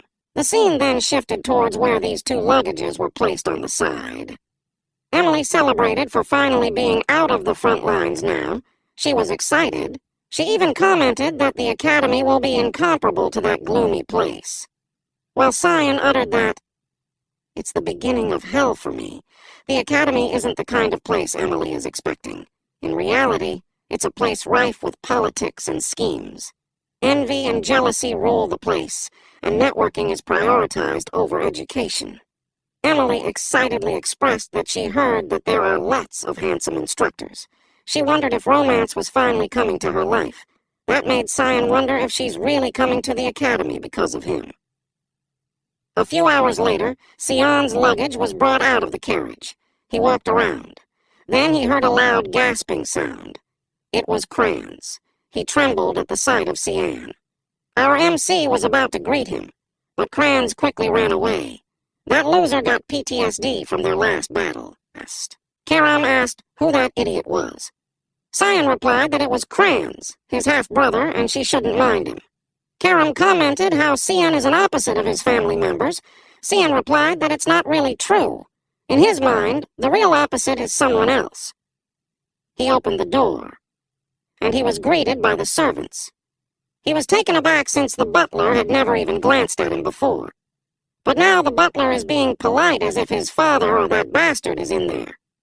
He thought of how much had changed over the course of the past year. He would like to think that it's the reward for his hard work. When he turned the doorknob, his mood suddenly shifted. He recognized the aura that makes him shudder. He tightened the grip on the doorknob. He already knew that beyond the door is that bastard. And I think we all know who this was. Ashel greeted our MC with a smiling face. On the other hand, Sion told himself to calm down. Ashel asked Sion if he doesn't remember him. Deep inside, his vision is starting to darken. He couldn't stay calm. Ashel told him that it would make sense since the last time they saw each other was before he went into the academy. Sion admitted that there's no chance he could calm down at that moment. He slowly took out Karam. He wanted to kill Ashel, but someone gripped his hand. It was Karam, and she told him to get it together if he doesn't want to die. She told him that there's no fun in killing Askel right now. That stopped Sion. He closed his eyes as he took a breath. And then he politely greets his older brother. Ashel replied that Cyan remembers him. Cyan replied that he could not forget his own older brother's face. He pats his head as he utters that it made him happy. He expressed that he's worried that Cyan must have forgotten him, and now he's glad that Cyan didn't. Ashel expressed that he heard that Cyan's swordsmanship had improved, and he uttered that Cyan will soon be able to help Father, but he corrected himself. This loser told Cyan that he will be helping him on the battlefield. Cyan with a murderous intent, replied that he's looking forward to it. Ashel observed him. Then he replied that he's glad. He admitted that he came there just to see Sion. In his head, Sian knew that Ashel is the kind of guy that does not spare a glance at those he deems useless. So, knowing that Ashel is there for a reason is helping Sion calm down. Sian put on an act and told his brother that he missed him too. Meanwhile, Emily is complaining that Sian doesn't even have any baggage and he didn't even help her with hers. She stopped in front of a door to take a brief rest, and when she opened the door, she instantly started screaming at the young master for leaving her. But she was surprised to see that the first young master was there. Ashel told her that he heard that Emily was close to Sion, but it showed that she's even comfortable with him. He told her to feel free to do her work and not mind him. They saw him out of the door. Emily let out a breath and expressed that she was nervous. Then she told Sion that he should have let her know in advance that the first young master was there. Sion asked her to leave him alone for a bit. Emily was about to protest, but Sion was being scary. He told her not to make him repeat himself. Emily got worried. Sion vomited in the restroom. He was breathing heavily. He asked Karam why she stopped him. Karam suggested that he should be thanking her. He said that it was a good chance for her to take over his body. Karam told him not to be mistaken. She told him that she just wants his rage to grow because that way he'll be more delicious. That made Sion smile. He commented that it's as expected of Karam. Along the hallway, someone walked, and that person arrived at the front of the door. Ashel told this person to come. This man reported to Ashel that he tracked down the second young lady as ordered. Ashel asked where she was. The man reported that she's in the north, in the territory of the White Elves, Frowena. He knew that Frowena is famous for hating outsiders. That made him comment that his sister is skilled with dealing with people. He asked the man to report to him when his sister was preparing to come back. The man asked Ashel if something good happened. Ashel asked the man what he thought. The man replied that Ashel looked brighter than usual. He inquired if meeting with the young master was amusing. Ashel replied that he could put it that way, but he told the man that he's wrong, and he admitted that he's in a terrible mood. The man apologized. Ashel recalled Sion's murderous eyes. He described that it was as if Sion was looking at his lifelong nemesis. He wondered if he just misunderstood it. He expressed that Sion is getting on his nerves and he'll have to keep an eye on him. The man assured Ashel that he's going to assign someone to do that. Ashel stared at the view outside his window. He once again recalled Cyan's eyes. He wondered what Cyan Vert was hiding. The day when Cyan needed to go has finally come. A carriage was already waiting outside the mansion. Several knights were also present. We then see Emily fuming in anger as she told her young master that she was disappointed in him. Cyan replied that it was not his fault that he can only take a knight escort to the academy. Turns out she was disappointed because she will not be able to go and accompany Cyan. She whined that her young master should have informed her beforehand. But since there's really nothing they could do now, our MC bid his goodbye. He even advised Emily to be good. And even if she was a little bit mad, this maid wished Cyan the best. Cyan had this smug look on his face as he told the carriage that they could go now. The carriage immediately started moving as soon as they heard Cyan's request. Emily was dumbfounded that her master would just leave like that. She then screamed at the top of her lungs that Sion should not feel down even if he gets bullied. Emily waved goodbye while telling our MC to take care of himself. In his mind, that's very like her to say. He then recalled a certain memory when he was 8 years old. Cyan was so sick with a fever that he was already repeatedly losing his consciousness. No one was there to take care of him, except for one person. This lady carried him on her back even if it was raining heavily outside. And it was none other than Emily. She sprinted to the nearest doctor back then and didn't stop screaming for help. Luckily, one old man opened the door of his clinic and asked them to immediately come inside. Emily did her best just to make her young master feel better. Cyan knew that if it weren't for her, he probably would have been found dead somewhere in the mansion. For our MC, Emily is one of the people he cherishes the most. He then showed his bright smile at her while reminding her to act right, or she'll end up dead by his hand. Emily knew that this was her master's way of expressing himself. She then exclaimed that she was not able to hear the parting words of Cian. After that emotional farewell, Cian sat back up and had this satisfied look on his face. His expression changed as soon as he thought about someone. He can't really get why 6 whole intermediate nights were needed just to escort him towards the academy. Our MC let out a sigh. He smiled and thought that it seems like shit's gonna go down before he even gets to the academy. The day had almost passed by and the carriage was still moving. 2 intermediate knights exchanged glances, as if it was some kind of signal. Cian was lying inside the carriage when he noticed the stop. One knight approached and informed him that they will be camping in this place for tonight. Cian asked him where they are right now. The knight then told him that they were already in the central city, called Safan. He added that they will probably arrive in the city in the morning tomorrow. Cian agreed with this plan and told the knight to just inform him once they were done setting up. After that conversation, our MC finally confirmed that the knight lied to him. He knew that there isn't a forest like this near Saffron. On top of that, it's not somewhere nice and shady either. He thought that they were out in the middle of nowhere. He noted that it's obvious what these fuckers were trying to do. After a while, the knights informed Cian that he could come out now. Cian made small talk and told them that the air's really refreshing while checking the surroundings. The only weird thing was all of the knights had surrounded him. Their swords were also prepared to be unsheathed. Cian then asked them, "Who's behind this?" His question made them silent. Most of them were nervous, and as seconds passed by, it was evident that the knights became wary of Cian. But out of the 6 knights, only this fucker's expression was different. Cian saw that this one smiled. That annoyed him, and with a more intimidating expression, he repeated that he just asked them a question. The loser that smiled then prepared himself. He claimed that Cian doesn't really need to know anything as he will be dying soon anyway. He then approached our MC and told him that it's really a shame that they had to do this. He added that there are no personal feelings attached. While pointing his sword to Cian, he advised him to be nice enough so they will make it as painless as possible.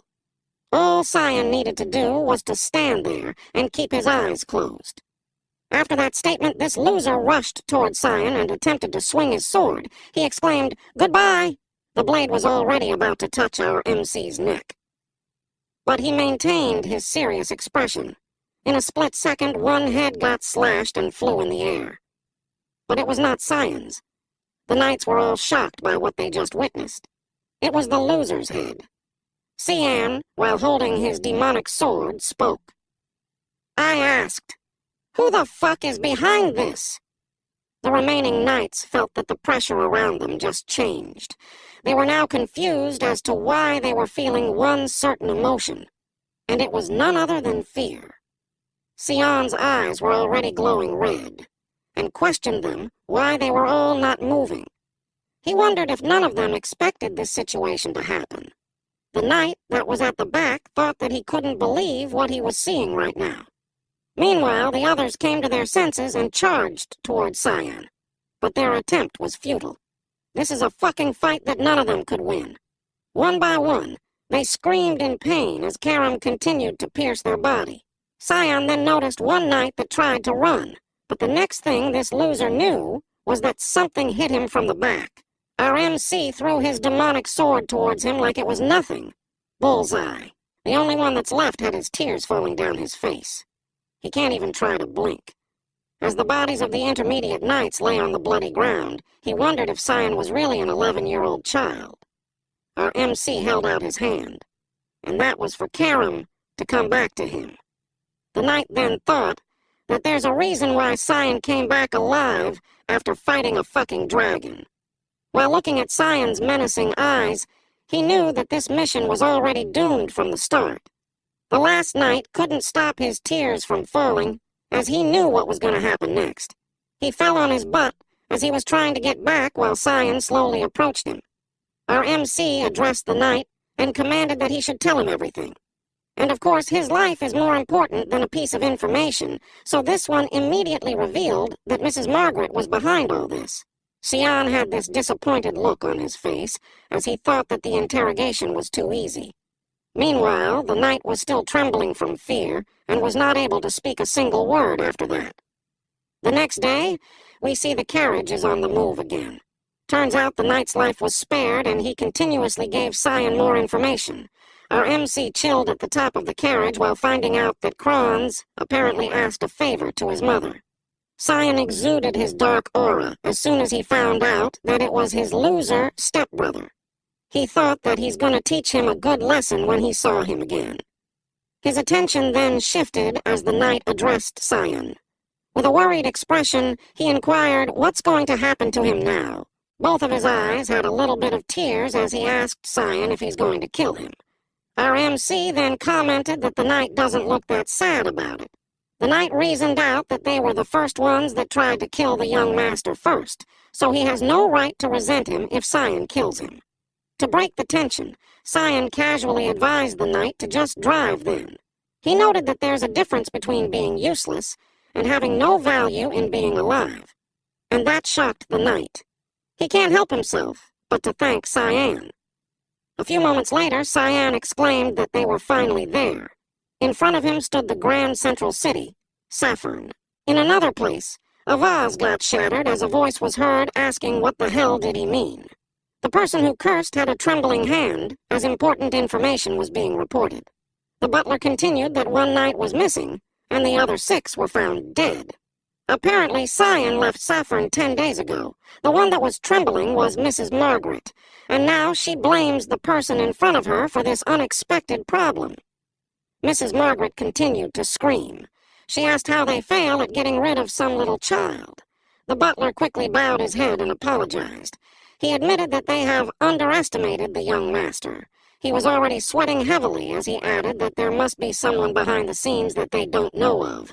He also pleaded for Mrs. Margaret to give him one more chance, and he'll send someone to the academy to finish the job. But the evil stepmother wasn't happy about this plan. If they do that, she worries that Cyan would do something to Kranz. She remembered the menacing look on our MC's face back when she pissed him off. She surely wants her son to graduate from the academy in one piece. Mrs. Margaret turned her back and told the butler to not do anything, and her order was quickly understood. But before he leaves, she reminds him that no one must know about their conversation and what happened to Cyan. She was clear in her statement that they should eliminate anyone who knows about it. The butler left the room and closed the door. Little did he know, someone was watching him at the other side of the hallway. Back to our MC, he was taking a short nap. It has been 10 days since they left the city of Saffron. The knight that was spared, whose name was Brian, has been acting as his subordinate all this time. Cyan assumed that Mrs. Margaret already knew that he was still alive, and at this rate he'll be arriving at the Royal Academy safely. The only problem was he still needs to think about what he should do with Brian. This guy then informed the young master that they had arrived. Cyan replied, "All right, all right." He had an annoyed expression, as he thought that this brings back the old days. And that was because he's now back inside the Royal Academy. His carriage reached the fate of the place, and he thought that he can't really call them good memories, but the Academy changed him in many ways. As soon as he entered the building, our MC showed his emblem, and he introduced himself as Sion Vert, of the Duke Vert family. The ones that were assigned onboarding of the students looked stunned upon seeing him. This lady came to her senses, and she immediately accommodated Cyan. She noted that he was definitely registered and added that he just needs to go to the assigned dormitory and wait. The entrance ceremony and the elemental test is in 2 days. This information got Cyan into thinking if he heard something right. The lady then gave him the key to his room, and it apparently came with a letter. Cyan was startled as soon as he saw it. He asked if she was sure that she hadn't made a mistake. A few moments after that, bags were dropped on the floor. Brian had his mouth wide open as he addressed his young master. Turns out the room that was given to Cyan was the Royal Hall. It's a luxurious room that cannot be compared to any dormitory inside the academy. Cyan noted that no one in their family received this kind of treatment and thought that someone had to be behind this. Cyan broke Brian's amazement as he questioned if all the luggage were there. Brian nervously confirmed it. And since all of his belongings were now in his room, Cyan tried to get something inside his coat's inner pocket. With a serious look on his eyes, he told Brian that his role is done. Brian panicked and tried to ask Cyan to wait a second. He thought that our MC would kill him, but to his surprise, he caught a bag of gold coins. Brian was dumbfounded as he asked Cyan, "What's with the money?" Cyan continued walking while telling Brian that it was his payment for his hard work for the past few days. The money should also be enough for him to start a new life wherever he goes, as he might end up dead if he goes back to Velius. His statement made Brian speechless. All of a sudden, he kneeled and exclaimed something that caught the attention of Cyan. Brian Kendrick, an official knight of Velius, asked our MC's permission so he could serve him his entire life. The hyped atmosphere that his pledge should have filled the room vanished as Cyan was shocked to find out that Brian was a knight. He couldn't believe it. Brian then revealed that he's the lowest of the low, so he was often treated as a coachman. While still bowing his head, he narrated that his father used to tell him that if he meets someone that he can trust and serve all his life, he should ask him without any hesitation. Sean sighed as he commented that's a really foolish thing to do. Brian was caught off guard by our MC's answer. While giving off his dark aura, he asked Brian how he can be sure that Cyan would never stab his back in the future. Brian immediately answered that it doesn't matter if the young master would take his life in the future. He was then cut off as Cyan tapped his shoulder while telling him to never think about betraying him. That was our MC's way of accepting him as his knight. Cyan then opened the door while telling Brian that they will not attend the entrance ceremony and just go to the elemental test. Brian still can't believe what just happened. Meanwhile, inside the Royal Academy Dean's office, two people were talking about the talented students at the elemental test this year. The testing hall was filled with a lot of aspiring students, and currently, one student with silver hair stood at the center of a platform. Bright light enveloped her surroundings. The one that was taking the elemental test was none other than Princess Aaron. As for her evaluation, her mana rank is at 2 stars, physical rank is at B rank, and her element is light at 52%. The next student that took the test was this guy with huge muscles. His name is Seth Chaharkin.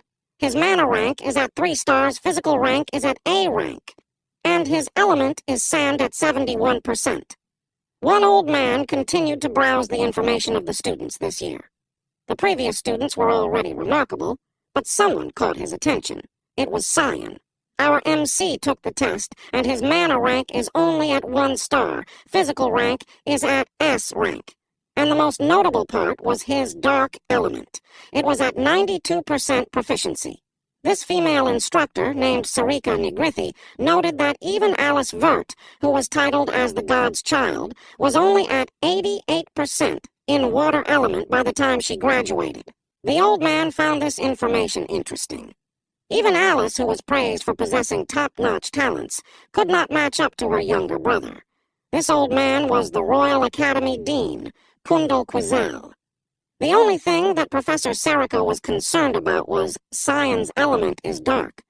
Dean Kundal admitted that his talent might just rot. However, they still cannot ignore his growth and talent potential. Dean Kundal then inquired if the professor was aware that Cyan was assigned to the Royal Hall. Professor Sarika said yes, as she heard it from the other instructors. She had this shocked expression as she heard the dean reveal that it was as per the Emperor's order. The dean shared that, apparently, Cyan saved the young princess from the monsters in the front lines. The Emperor was even considering marrying the two.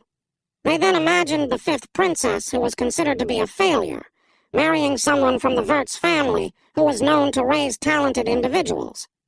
They wondered what kind of consequences would that situation have. Sarika commented that conflicts over the succession will be heightened, and the empire might split up and cause a civil war. But then Dean Kundal stopped her from overthinking. He told her that all they could do for now was to watch. They need to wait, whether Cyan will become the empire's hero or if he will be responsible for its downfall.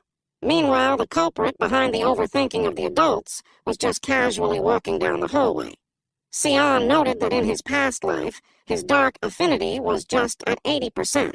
He wondered if it was because he drank the demonic beast's blood. His attention then shifted as he saw the person in front of him. Cyan said hi. The blond guy was Kranz, and he quickly panicked. He was not expecting Sion to still be alive. The chubby guy that was beside him showed an opposite reaction. The chubby guy asked Kranz if this was the kid that he treated like his slave. Kranz was hesitant to answer yes, but he still did it. "This loser is Garum Kingdom's Marquis Panarin's son, Popper Panarin." Popper teased Sion that he didn't even know who his mom was. In our MC's past life, these two used to bully him whenever they had the time. But this time, it will surely be different. Sion thought that it must be his lucky day to come across these losers. Popper tapped Kranz's shoulder as he noted that it seems that Cyan needs a good beating. Kranz tried to stop him, and on the other side, our MC looked like he was planning something.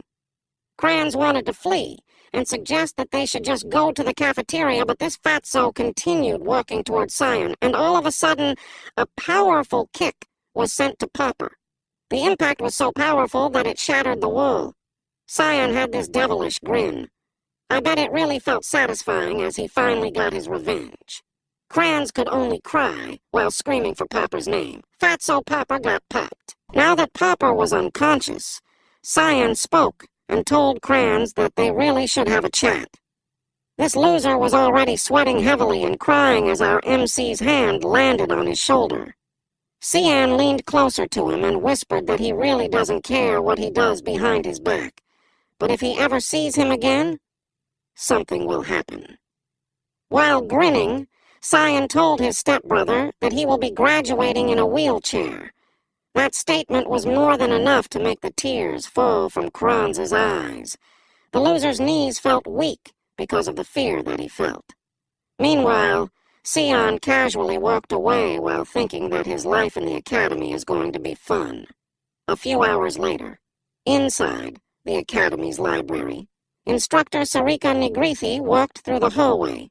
She is the same professor that we met last time. She was still thinking about the dean's statement about Sion being the hero or the downfall of the Empire, and that made her plan to keep a close eye on our MC. Instructor Sarika continued her stay inside, and that was because she was about to get a specific book. But upon seeing the spot, it was missing. Her mood suddenly changed as soon as she realized that it was not there.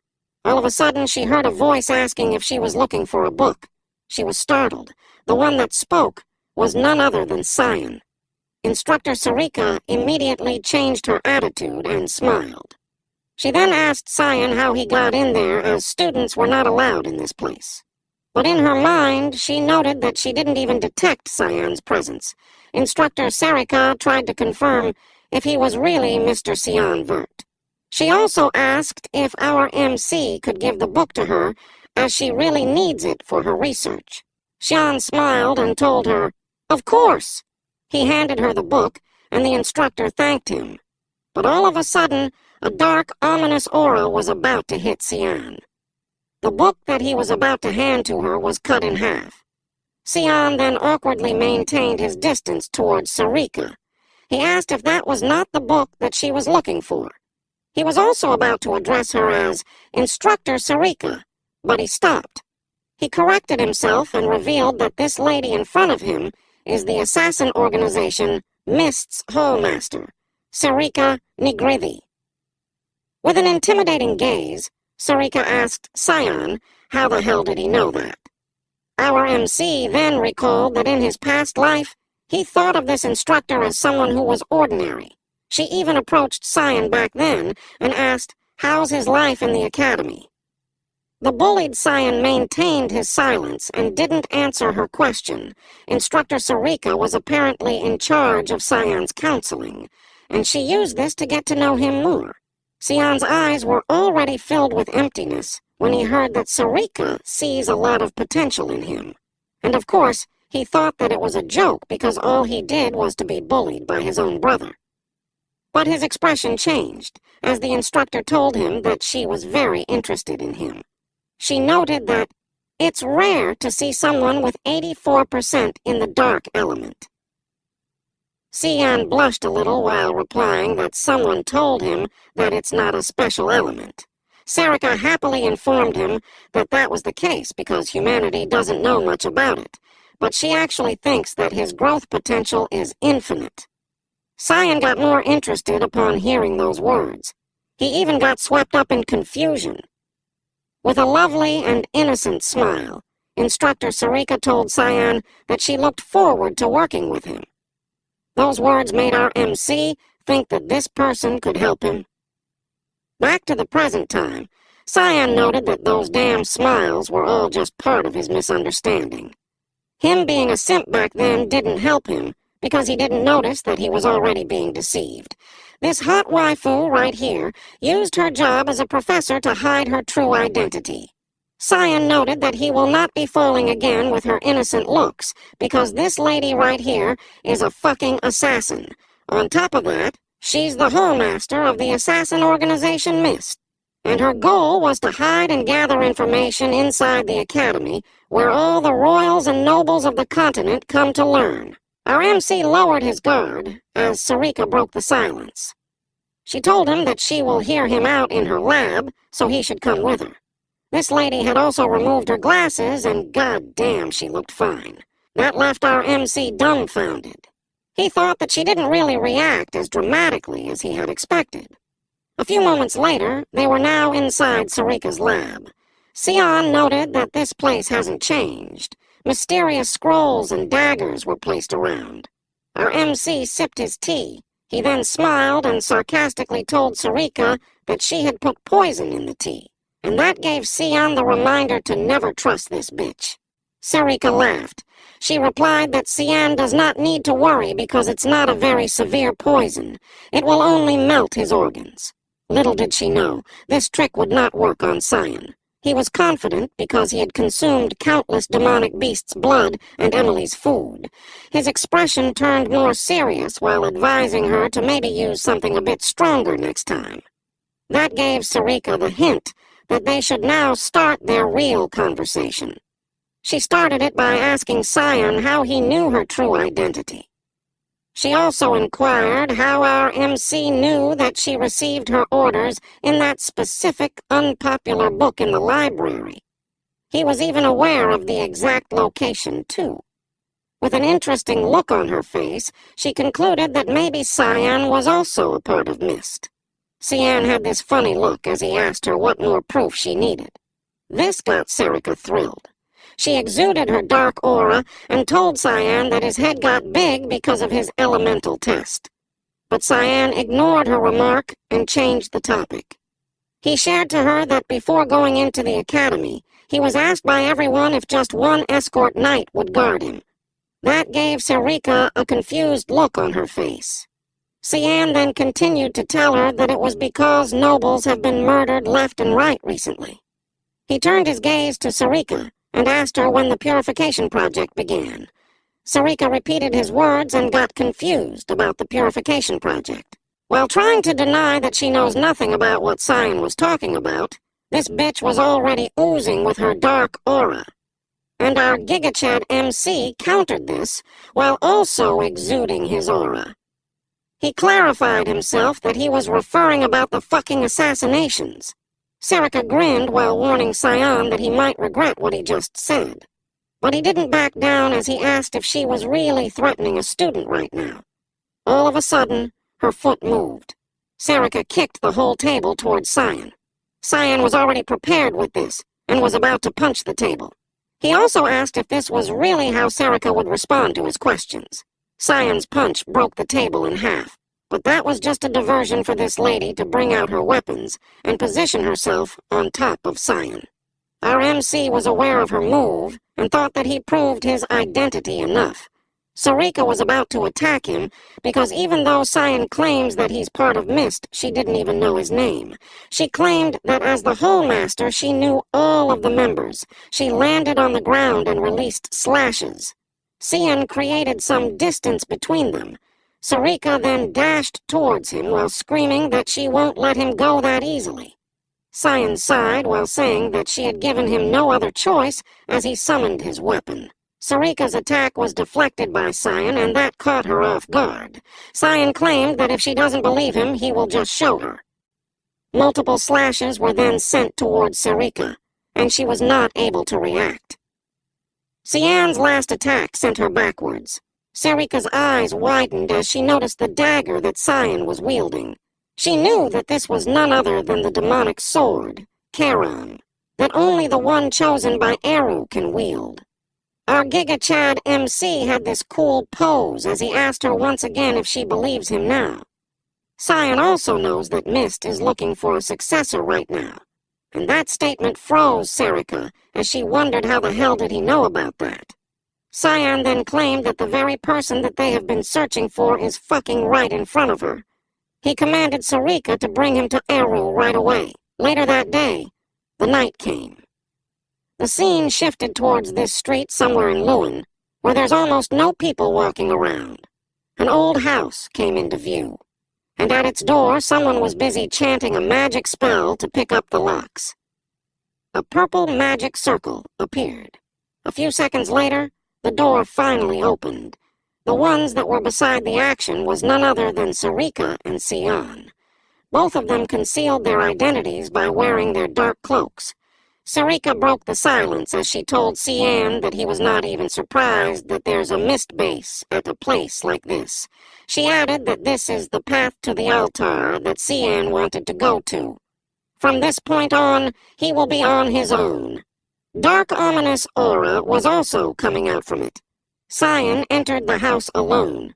He thought that this is really a unique realm made with the power of the god of fog. And because of that, the place is much bigger than what it looks from the outside. It was like a whole new place. But even if Cian was impressed, he didn't lower his guard. He still noticed the presence of those who were hiding in his sight. 2 people at 4 o'clock, and another 3 assassins at 11 o'clock. And just like that, daggers came flying towards Cian, but since he already predicted this, he easily deflected them all. The assassins then started their ambush. 2 of them appeared behind Cian. He thought that this welcome ceremony was a bit too much even for him. Our MC jumped backwards to dodge their attacks. Cian leaped once again, and this time he counterattacked. He threw his daggers towards the assassins. Most of them were not fast enough to even react, except for one. The mysterious assassin replicated the same movement that Cian used when he deflected the daggers earlier. Cian immediately noted what just happened. He couldn't believe that one of them managed to react in that short moment. The assassin's eyes widened as he thought that this fight was amazing. He then signaled for them to do a secret technique expansion. The mist assassins regrouped and did the death horn formation. Cian was already being surrounded. And to counter this, he exuded his dark red aura while also chanting a secret technique expansion. He raised his hand and gathered his power. The assassins were startled as they saw his technique. They hesitated for a bit, but one of them told everyone that a kid like Cian wouldn't be able to perform such a technique. The one they were talking about was the bloodthirst wave. Cian let out a violent force that quickly made its way all over the place. Bloodthirst Wave is a secret technique exclusive to assassins that allows them to manifest bloodthirst into a physical form to attack others. And upon being hit by the bloodthirst, the assassins were immobilized. Most of them couldn't even breathe. A few moments later, most of the assassins were down. Cian looked at them and noted that they won't be able to get up for a while now. He still gave them mercy as he didn't kill them. But then, something caught his attention. The same assassin that deflected his dagger is still standing. That gave him the idea that maybe this one is one of the higher-ups. Cian knew that he can't really waste any more time with this, so he started to get serious. He activated one of his fog sword skills. He raised one of his arms while summoning his demonic sword on the other one. This move is called Unshakable Roots of a Great Tree. The mist assassin then made his way towards Cian. Our MC was caught off guard as the assassin forced him to clash their weapons. Cian wondered who the hell was this guy, as he just managed to stop his technique midway through. No ordinary member of the mist assassins could do that. The mask of the assassin then fell on the ground, and at the same time, he finally spoke. He praised Cian for being adept at his main skill. As their weapons were still touching each other, the assassin's face was revealed. The assassin exclaimed that he couldn't hold back any longer. Sion had this funny expression on his face as he realized who the assassin was. The assassin is a freaking lady. It was none other than Sarika. This bitch lied to Sion earlier. She hid her presence so she could fight him and see his true powers. And just to make her back away, Sion performed a series of deadly slashes called Thick Fog 8th Form Assault. The atmosphere around the area just became more intense. Sarika had this creepy smile as she commented that Sion was proficient with the thick fog and the fog sword techniques, and that made her more interested in him. Sarika was just about to tell him to show her his true potential, but then Sion did something unexpected. He ran on the opposite side, and that was because this lady was known to be a zeal for combat. Her great energy or enthusiasm in fighting strong opponents drives her crazy. Sion thought that the drunken desire of the Hallmaster would really become dangerous if their fight continued. He then ran for his life. Sion knew that she would want to fight until one of them dies, and only those who have experienced this would know that kind of feeling. Sarika was already dashing from wall to wall just to chase our MC. She had this crazed facial expression as she exclaimed for Sion to come back. She even told him that she was just giving him what he wanted from the start.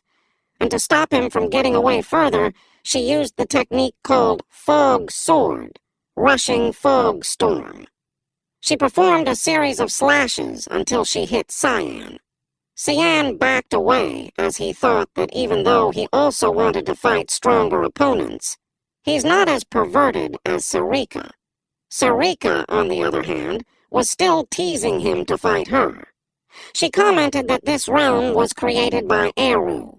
The outside world won't detect his energy at all, so he doesn't need to worry about that. And that statement made Sion become more serious. In his head, he finally agreed. After all, he can use all the techniques he wants in a place like this. Sion knew that he could end up killing this thick instructor, but that really doesn't concern him anymore. He summoned his demonic sword and positioned himself for their battle. But before he could dash and start their fight, his body trembled. Sion suddenly fell face down on the ground. That also caught Sarika off guard. An ominous female voice was then heard along the area. She uttered, "I knew it. You can rest." Sarika's eyes widened as she saw the owner of the voice. It was none other than our OG demonic sword waifu, Karam. She has finally manifested in her true form. She told Sarika that she didn't really want to intervene, but Sarika forced her to. The perverted instructor then acknowledged the demonic sword and quickly kneeled in front of her. Karam asked her what's up with this situation. Karam knew that Sarika worships Eru, but she's still here attacking her master. This lady then answered that she's just checking to make sure that Sion is who he claimed he was, whether he really is the successor or not. That answer angered Karam. She released her dark aura while telling Sarika that she could have just called for her god instead. That's a much easier way to solve things. And since it had already come to this point, Karam wondered if Sarika would want her to take this as a direct challenge towards the demonic sword. The pressure of the whole area suddenly felt a lot heavy. But instead of being intimidated and scared, Sarika just scoffed.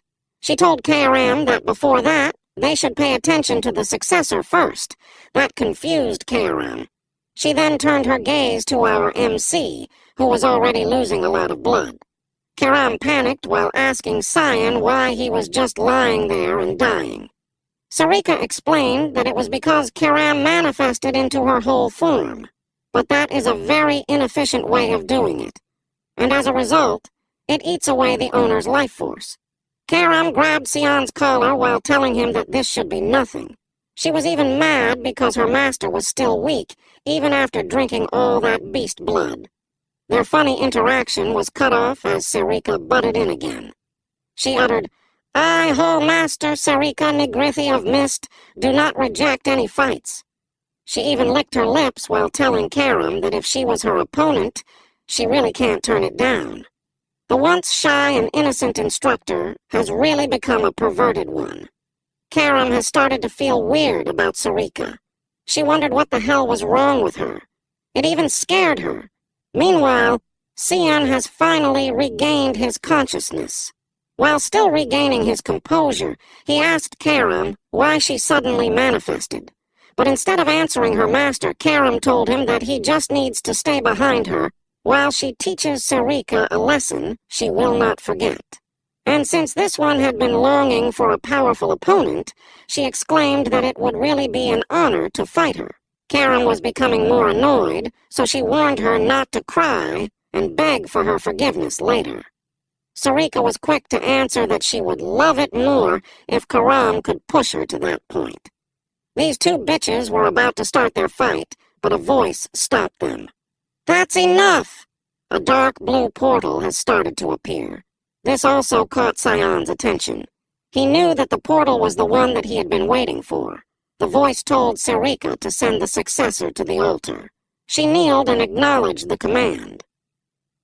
Our MC had this awkward smile, and that was because he could now finally get to meet Eru, the god of darkness. People say that the god of black fog is evil. The god of black fog kills without hesitation and justifies it as if it was an act done out of consideration. The god of black fog responds that it is what the people desired. He added that others do not decide for you what is wrong or right. If you can just protect your own ethics by dying, then that is enough. Anyone would say that the logic is insane, but someone believes that God is just trying to protect the weak. Basically, the god is an idiot. Cian stepped out of the portal. After coming out, he saw a large staircase in front of him, and on top of that sits the throne of the god. The god asked him if he knew who he was. Cian replied, "Of course, the god of black fog, Eru." Eru inquired if the child's name in front of him is Cian Vert. He Cian on what evidence he has to claim himself as his successor. Cian replied that Eru must have already sensed that he has the power of the fog within him. Eru explained that there are two ways to become a successor. One is if he gives them the mist stone himself, and the other is when the mist stone finds the qualified one by itself. Eru claimed that he doesn't know Cian Vert, so he assumed that the latter applies to their situation. Eru shared that it is true that the mist stone which should be at the altar has suddenly disappeared last year, and on top of that, Eru finds it surprising that Cian was able to awaken Karam when the god himself was unable to track her down. He commented that Cian handled her very well. Eru also noticed Cian's eyes, on which the light in them surpasses Cian's age. Eru finally understood. He realized that Cian is an outsider from a timeline that he is not part of. That's news to Cian, since Cian was under the impression that Eru was involved in bringing him in that timeline. Eru had a relaxed posture when he told Cian that if Cian wanted an all-powerful and all-knowing god, he's at the wrong place. He shared that he's not powerful since it had been long since his rights as a god had been taken away from him. Cian realized that Eru was right. Eru mentioned how things were convenient for him. Cian asked what he was talking about. Eru explained that a perfect successor had shown up on his own, so there is less work for him now. But in the first place, the god didn't have anything else to do. Cian commented that he's lazy as always. Eru mentioned that Cian brought something annoying with him. Eru is pertaining to the item beneath Cian's robe. He asked if Cian was not satisfied with the demonic sword, since it looked like Cian was attempting to take the power of the holy sword, too. Cian replied that he's not trying to do anything at the moment. Cian had a devilish grin as he shared that he just thought that if the world doesn't know that item's existence, then it might become useless. Eru commented that Cian possesses quite an evil hobby, but he decided not to probe further. But Eru reiterated that he will follow the rules. He shall ask Cian as the absolute master. He uttered, "Dear successor who has inherited my powers, what do you seek with this power?" Cian was asked the same question in his past life. Back then his answer was, to live for his brother. But now, He knew it was an idiotic response. Neither Aru nor Sarika weren't bothered by his response in his past life. He wondered why. Then he asked himself if there wasn't anything that he wanted. Aru told him to remember that there is nothing more dangerous than blind faith.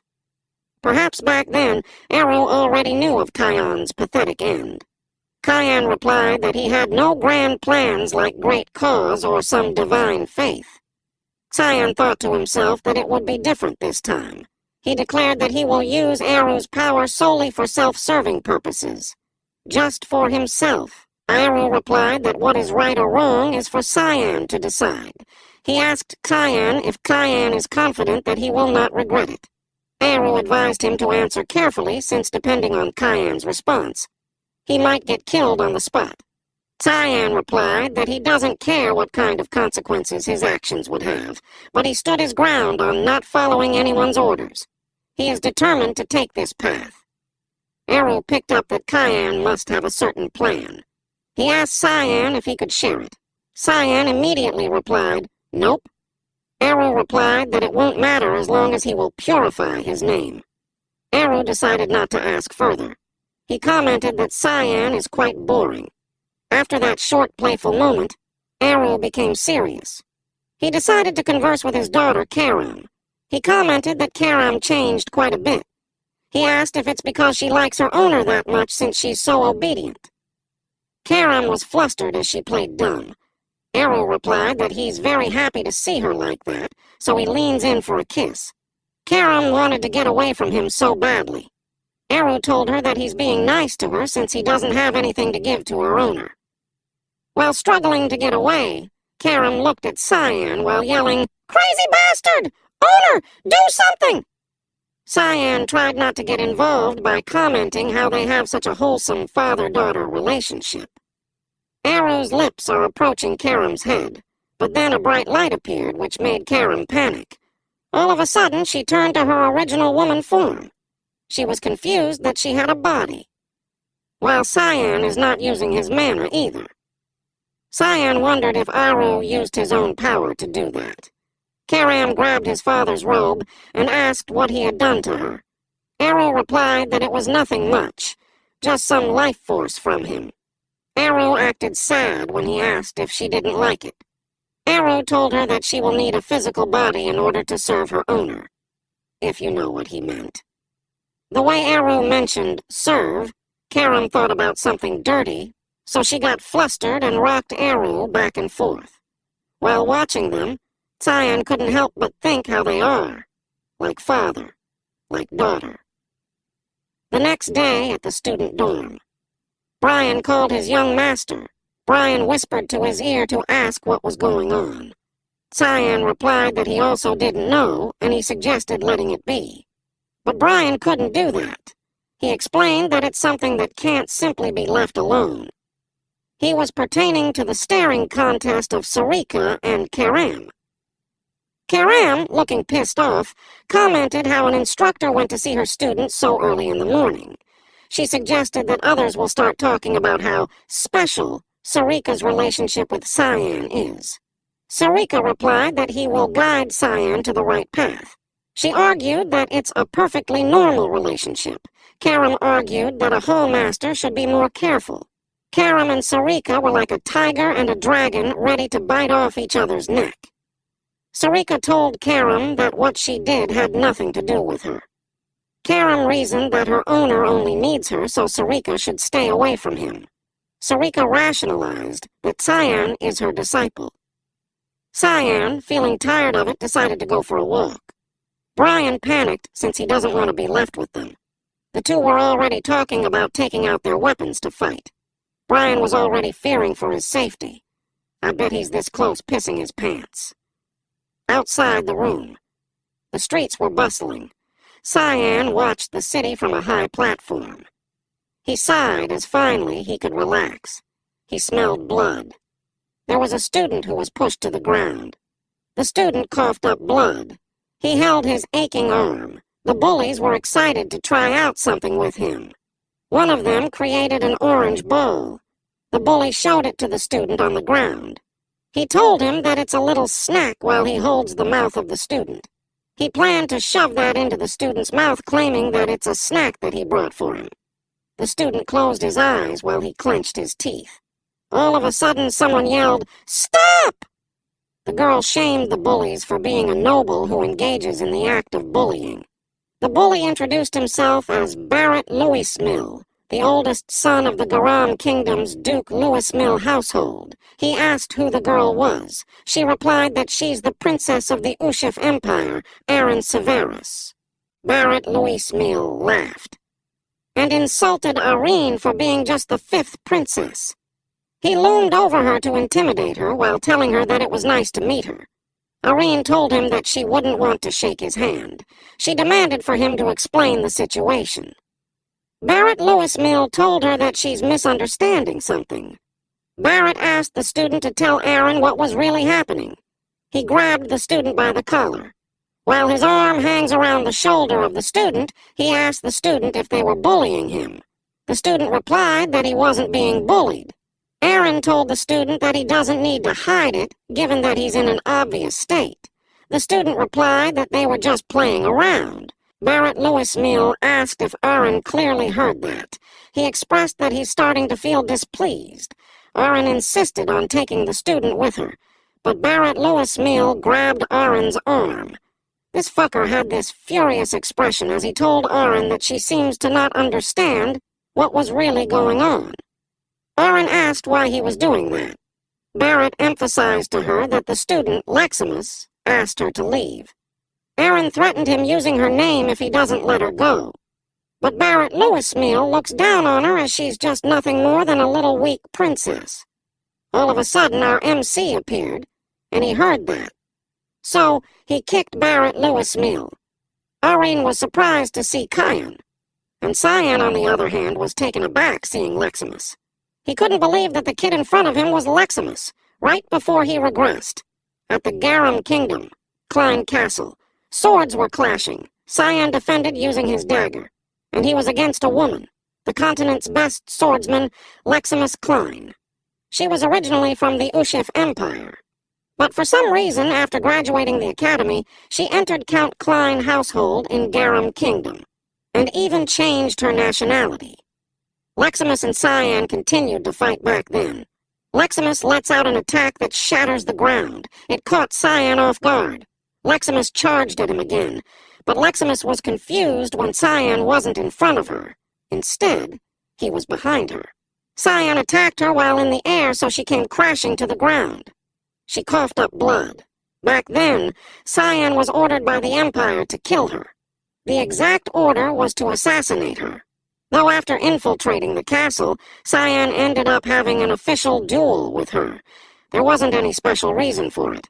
Leximus is someone who had reached the peak of swordsmanship without mana, and Cyan did not want to stealthily assassinate someone who had been titled the continent's best swordsman.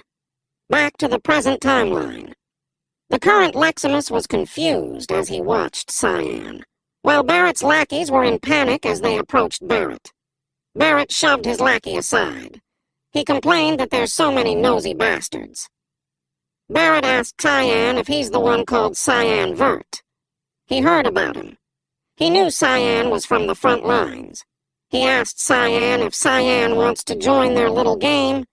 Deep inside, Cyan found it ridiculous, since wrong use of mana marble can lead to destruction of mana inside the body. Cyan uttered that it's a game where the bullies force-feed someone a mana marble. Cyan made a marble in his hand as he expressed that he would join. Barrett was shocked. It was a gigantic marble. Cyan asked what they were doing. With an intimidating expression, he uttered, "Open your freaking mouths!" A few moments later. Back at the academy, Leximus was treated. She was told that most of her external injuries are healed, but she needs to be on bed rest for her internal injuries to heal. Aaron encouraged her to rest. Leximus blushed as she thanked Aaron. She expressed how she doesn't know how she could repay them. Aaron was proud and a little boastful when she narrated how those bastards ran away when Cyan scared them. She told Leximus that they just did what they should have, so she doesn't need to worry about it. Cyan thought about Leximus's injuries, fracture and slight concussion. It was shocking that she managed to endure that. Cyan took it as that she's built differently, given that she's branded as the continent's best swordsman. Our MC's chain of thoughts were cut off as Leximus inquired if he knew her. She was curious, since she felt him staring at her. Cyan replied that he thought he knew her, but he actually doesn't. He apologized for making her uncomfortable. She replied that it was nothing. Aaron asked where her dorm was. She's worried that those bastards might retaliate. She replied that it's in the commoner hall. Aaron concluded that Leximus was a peasant. Leximus explained that she got admitted into the academy with the help of instructor Veltane. The instructor promised her financial support during her school career, but he suddenly got fired. Cyan summarized that now. There's no one to support Leximus. And if that's the case, she might have to leave the academy. Aaron pitied her. Cyan suggested for Aaron to take Leximus as her person. And while she's at it, she should learn swordsmanship from her too. Aaron was confused, since Leximus was a boy. But Cyan told her that Leximus is a girl. Aaron was dumbfounded. Leximus explained that she didn't mean to deceive the princess. She explained that having short hair and boys' clothes were more comfortable, so a lot of people mistake her for a boy. Aaron apologized to her that she didn't even realize, and Cyan even knew about it. Leximus told her that it's okay since she should be the one apologizing to her. Then Aaron asked her what she thought. Because for Aaron, Cyan's idea is pretty good.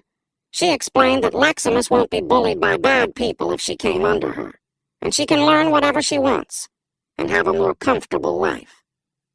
Leximus asked why she was chosen. Aaron explained that she doesn't like being alone. Leximus thanked her, and declared that she would be someone that Aaron could be proud of. Aaron replied that she doesn't need to thank her since it was all Cyan's idea.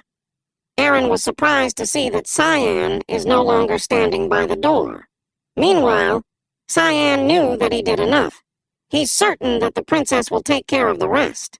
But now he understood why Leximus abandoned the Ushif Empire.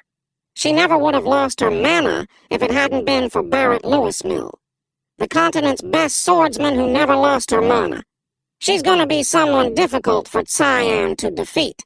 But anyway, Cyan's interest is elsewhere at the moment. This was because he received an order from Sarika earlier that morning. While being excited, he looked at a piece of paper. This was Cyan's first purification mission as a mist. It was Cyan's first mission, and it's difficult. He recalled Sarika telling him that she believes in her, but he knew it was a bluff. He's worried that things are going to just get even harder if Sarika is already bossing him around like that. Out of the blue, Cyan got alarmed. There was a loud explosion behind him. He had a hunch what it was. A demonic beast got inside the academy. The demon asked him if he's Cyan Vert. It was a gigantic human. Cyan asked him how he knew him, but this man replied, "Of course." The man knew that Cyan has a magic rank 1 star, physique rank S, and that he's the Vert's youngest son, Cyan Vert. This man introduced himself as a newbie like Cyan, and his name is Seth Chaharkan. Cyan was confused that this big-ass man is only 11 years old. He searched for his memories if there was even a guy like that in his past life. Seth showed off his muscular arms while telling Cyan that he heard lots about him, that Cyan beat up demonic beasts and survived a dragon attack. Seth also knew that Cyan received S rank for his physique when he himself didn't get an S. Seth challenged Cyan Vert into a duel. Cyan finally remembered him. The mark on Seth's chest represents Sparnia. Now Cyan had confirmed the rumors that the Prince of the Sand got into the academy was true. Sparnia is a country in the middle of the desert that is situated east of the continent. Because of the powerful military led by the first prince, who was a genius in both magic and combat, even the Ushif Empire had difficulty when they tried to conquer the nation. But something happened to that powerful nation. It eventually fell to its ruins because of the sudden death of the sole successor. The cause of the death was ruled as sickness. The prince had focused too much on growing his muscles that he had forgotten to take care of his health, and to think that Cyan would come across the prince inside the academy. Cyan didn't meet him like that in his past life. He finds it annoying. But if he knew something about the prince, Cyan replied to the prince if they will be doing the duel right there and then. Seth eagerly replied yes, and he expressed that he won't accept no. Cyan replied no. Seth turned pale from shock as he asked him why. Cyan explained that unpermitted duels are not allowed in the academy. He told him that they have to put in an official request. Seth agreed and asked where they should do that. Cyan informed him that it was the 3rd floor of the main hall. Seth was eager. He dashed off while telling Cyan that he will be fast, so he should wait for him. Cyan realized that another rumor about the prince's brain being made of muscles was true after all. Seth was going in the opposite direction. Cyan isn't sure if duels can actually be requested, but because of that, he won't be seeing Seth for a while.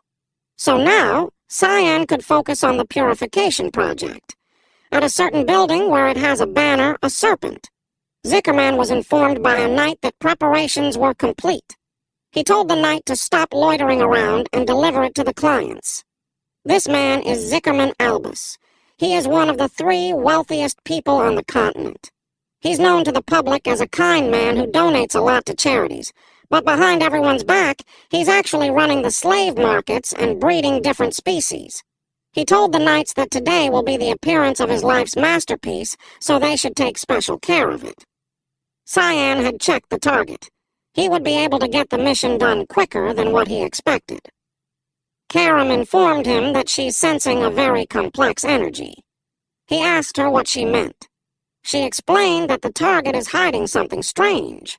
Meanwhile, Zickerman looked at a woman in prison and commented that she's finally calmed down. He called her his cash cow and told her to sleep well.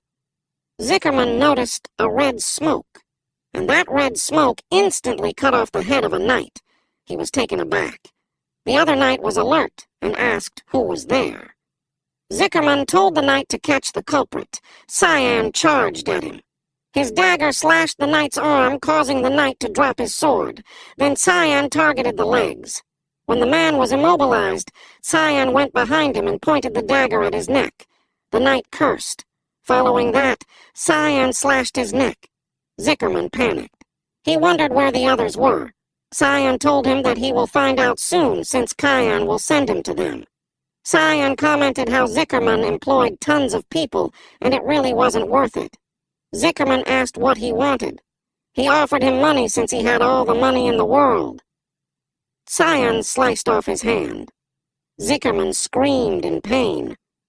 Cyan uttered, "Zickerman Albus," and read his crimes like all kinds of inhumane experiments and breeding, and even managing the slave market, which is illegal. And that made Zickerman deserving of death. Cyan gave him a minute to repent all the sins that he has committed, and after that, all his pain will vanish. Zickerman understood that it meant that the assassin would kill him. He acted pitiful while explaining that he's just trying to make ends meet. He's selling slaves because there are people who want them. He reasoned that it's the guys who are buying slaves that are the bad guys. He asked, "What did I do that was so bad?" Cyan expected for him not to be remorseful. He told him that 1 minute is up and he would die painfully. Cyan used thick fog, 9th form, assault. This made him perform a series of deadly slashes that made Zickerman scream his last plea. With that, the so-called purification ended. Cyan decided to look around a bit before leaving. He stopped at a certain cell. Karam informed him that she could feel a combination of 2 different energies. Cyan sliced the bars. He was surprised at what he saw. There was a woman. She looked dead. Cyan commented that it was just a woman and there's nothing special. Karam pointed at what the woman was holding. "It's a dragon egg." A few moments later, Cyan brought back this shiny purple dragon egg. Brian asked him where he got it. Cyan replied that he just picked it up on the street. Brian doesn't believe him, of course, who picks something like that off the street. Cyan nonchalantly lied that he was just on a walk when he found it. Cyan started to think how Zickerman would sell something dangerous. He wondered if it was meant to be delivered to someone. Brian was worried that it would hatch. Cyan assured him that it won't happen. Dragons are like a big hunk of mana with different elements. Even if they continuously imbued it with the right elemental mana, it might not hatch. So, dragon's eggs that get separated from their mother are nothing more than just fancy rocks. But then, the egg cracked. The two got nervous upon hearing that. A light started coming out from the cracks. Brian and Cyan looked at each other, and in a silent agreement, they knew they fucked up. And then the shell split into half. A cute girl with dragon horns was revealed. Brian panicked as he told his young master that it hatched. He was worried about what they should do. Cyan froze from shock. The thing was neither a dragon nor a human. Now, he realized that the dead woman was nurturing a draconic human. A mix between a dragon and human. Cyan realized that it was going to be a much bigger pain in the ass than he expected. The draconic girl uttered, "Pa!" Then she clung to Cyan as she called him Papa. Cyan was astonished. He wondered if this girl thinks that he's the parent. Kareem let out a small laugh. Then she laughed out loud while teasing Cyan on becoming an 11-year-old dad. In Cyan's head, he thought, "This is all your fault, Karam." Back then, Karam told him to take the egg. She reasoned that it would be bad if the wrong person gets a hold of something like that. Cyan agreed, but he was worried that it would hatch. Karam assured him that she had never seen a dragon hatch when it lost its mother. She explained that the egg is now basically a dangerous stone. At the present moment, Karam was amused since she never thought that she would see something like that happen. Meanwhile, Cyan was oozing with a dark aura around him. He was pissed off. He reminded Karam that she told him that it would never happen. Karam uttered that it is why she said that she never thought that she would see it happen. She told Cyan that a hybrid like that kid, just her presence, would pose a threat. The kid is now sound asleep in Cyan's lap. Cyan agreed. He knew that the situation was really bad. The kid was sleeping peacefully, though. But it's not a normal mix between a human and a beast. It's a freaking dragon and a human mix. The world they live in is too dangerous for a being like that. If the Academy was to find out about it, the Dean may harm her to eliminate outside threats. Dragons are very strict about bloodline matters, too. If they were to find out that the child exists, they would eliminate every single creature who knows about her existence. Cyan wondered if he really needed to risk that kind of danger. As he stared at the child, he thought that if she's fated to live a life of pain anyway, he wondered, wouldn't it be better to just... Karam understood what he's going to do. She agreed that it would be for the better. Cyan positioned his hand around the child's neck to choke her. Karam agreed that it's best if the child's fate is to just live in misery. Cyan thought it would be better to send her off now. The child slowly opened her eyes. Still in daze, she uttered, "Papa." Cyan felt bad. Then the girl jumped up and hugged him while telling him that she likes him. Cyan felt her warmth. He grabbed the kid. He lifted her up while wondering what was the emotion that he just felt. Then he said that it will work out somehow. Cyan uttered, "Let's just raise her, Karam." Karam finds it lame. She wondered if he's raising her to become his servant or something. At the Vert Castle. Margaret was worried about what she should do. She's worried that Crans would be in trouble if she doesn't do anything about Cyan. Ashel appeared behind him, and it made her gasp from shock. Ashel encouraged her to talk to him if she's struggling with anything. She thanked him, but she scurried away while telling him that she's not struggling with anything.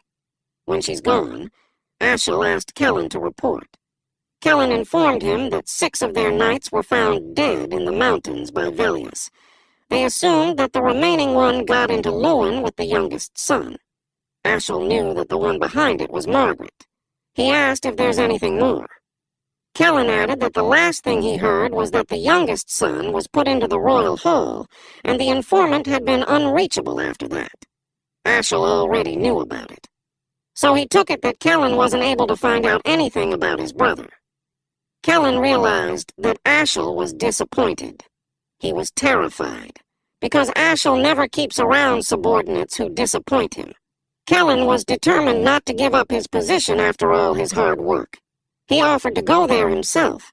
He begged Ashel to believe in him, and he promised that he won't be a disappointment. Ashel pats his shoulder while telling him that he's aware of how much of a hard worker Kellen is. He agreed and told him to be fast. Ashel was certain that Cayenne was hiding something, and he assigned Kellen to find out what it was. Back at the academy, Sarika walked hastily. She smashed open the door and saw Cyan feeding the kid with a milk bottle. While Karam is holding the kid, Cyan asks Sarika what brings her there when there aren't any classes. What a cute family. Sarika was confused. She inquired as to why there was a baby. Cyan sighed and told her that it was a long story and proceeded to ask why Sarika was there. Sarika told him that she'll hear about the story later since they have an urgent issue at hand. Sarika informed him that he caused quite the trouble, and that made our MC confused. She's holding a document of a duel request between Cyan and Seth. She scolded him since staying down low was the least that he could do. She nagged at him for getting that kind of attention. Even the principal would be there, too. It was funny how Cyan realized that Seth actually found the office for it. Karam asked what was the big deal when it was just 11-year-olds fighting. But Cayenne knew that the 11-year-old is not an ordinary 11-year-old. He asked when the duel was. Sarika told him that it would be in 2 hours. Cayenne sighed and scratched his head after realizing that it was much earlier than he thought. Seth expressed how he waited for that moment. Cyan just sighed. Seth shared that he wanted a duel of combat, but apparently the only options are swordsmanship and magic. He asked Cyan if he would be using magic. Cyan replied that if Seth is not going to use it, he won't either. It made Seth utter, "Good, I like you." Then he charged at Cyan to see how good he was. Cyan noticed that Seth is pretty fast, despite his body size, and his sword has a lot of weight in it, too. But that kind of weighty attack is very easy to deflect. Seth was caught off guard when Cyan deflected it. Cyan knew that for an opponent like Seth, strength isn't what is needed. Instead, it's acuity and preciseness. Seth told him that the attacks won't work on him. Their swords clashed. But Seth had a hard time. He felt that Cyan was trying to twist away his attack using the force of downward strike. Even then, Cyan was just using a rapier. He decided to go behind Cyan. He targeted his back, but Cyan sheathed his sword and grabbed Seth's leg instead. Seth was surprised. He wondered if Cyan had eyes on his back or something. Seth was about to be slammed to the ground. But he was able to soften his fall using his hand. He groaned in pain and retaliated with a kick. Cyan was amused that Seth managed to counterattack in that short time. He noted that Seth was quite nimble for someone his size. The crowd was in awe that it made them wonder if Seth was even human. Seth was breathing hard, but he manages to smile. Eventually, that turned into a loud laugh. He announced that he lost in swordsmanship. So now, Seth will do whatever it takes to win. He declared that he's going to give everything he has in the fight. In Cyan's mind, he finds himself exhausted with Seth's presence. Seth told him to give his all too. Then he unleashed an explosive power from his body, which made the ground crack. He yelled, "Kianvert!" The dean wondered if the two would fight using magic now. He finds them bold for not using magic and swordsmanship simultaneously.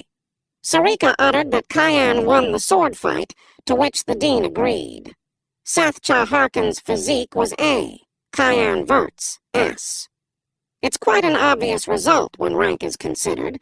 However, being fit is only the basic requirement to be able to manifest higher dimensions of spells. Student Seth is 3 stars in Manwha rank. That's the highest out of all the enrolled students.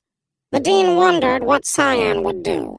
Meanwhile, Sarika's expression showed how pissed off she is from the attention that Cyan is drawing in. A large hand emerged from the ground. It's called the Death Fist. Seth prepared his fist. Cyan understood that they're going to fight using magic now. The hand crashed at the ground. Cyan was about to step away, but Seth won't let him escape. Seth released a simultaneous attack that chased after Cyan. Then he used Desert Tooth. Something emerged from the ground to block Cyan's path, and it turned into a yellow light that caged Cyan Vert. Cyan is aware that Seth's mana rank was assessed as 3-star. Sand covered the area. This was like the sand burial of Gaara from Naruto. But even then, our overpowered MC was able to step away to evade that. Cyan had observed the recent attack and understood that Seth should be able to use even 4-star magic. He glanced at his side and assumed that the instructors who were keeping up the barrier must be having a hard time. Seth asked him how long he plans to run around and avoid his attacks like a little rat. Cyan sarcastically answered if he should have just taken the attacks head-on. Seth, feeling triggered, told him that a warrior wouldn't have dodged it. In the height of his emotions, he called Cyan a kid. Funnily, Cyan pointed out that Seth is a kid, too. That made Seth angry, and he told Cyan to shut up while he unleashes Sandstorm. The dean finds it interesting. Sarika was taken aback since she assumed that Seth's mana was a 3-star, but Seth just used a 4-star spell. Seth made sure that Cyan won't be able to judge that one. As if to comply, Cyan just stood there while the Sandstorm approached him. He grinned and announced that he'll take it head-on. Meanwhile, in another setting, a feeding bottle was set on the table. Brian, who was wearing a pink apron, tested the milk's temperature in his arm. While doing so, he uttered that he's glad he had an experience taking care of a baby. He finds it annoying when he has to take care of his younger siblings, but he didn't expect it to come in handy one day. He called for the princess since it's time to eat. But Brian gasped when he saw her grow up a lot in a short span of time. Back in the arena, the audience was confused as to what was going on since they could only see the swirls of the sandstorm. The barrier around the arena started to have cracks. The barrier is on the verge of breaking down, and the instructors had a difficult time to reinforce it. One instructor asked how those students are that strong. One even asked where the dean is, given that the situation had escalated to that. Sarika suggested to the dean to stop it, but the dean told her to wait, because he can see that something is happening. Cyan used a secret technique expansion called Void Sphere. Sarika recognizes it and she wants him to stop.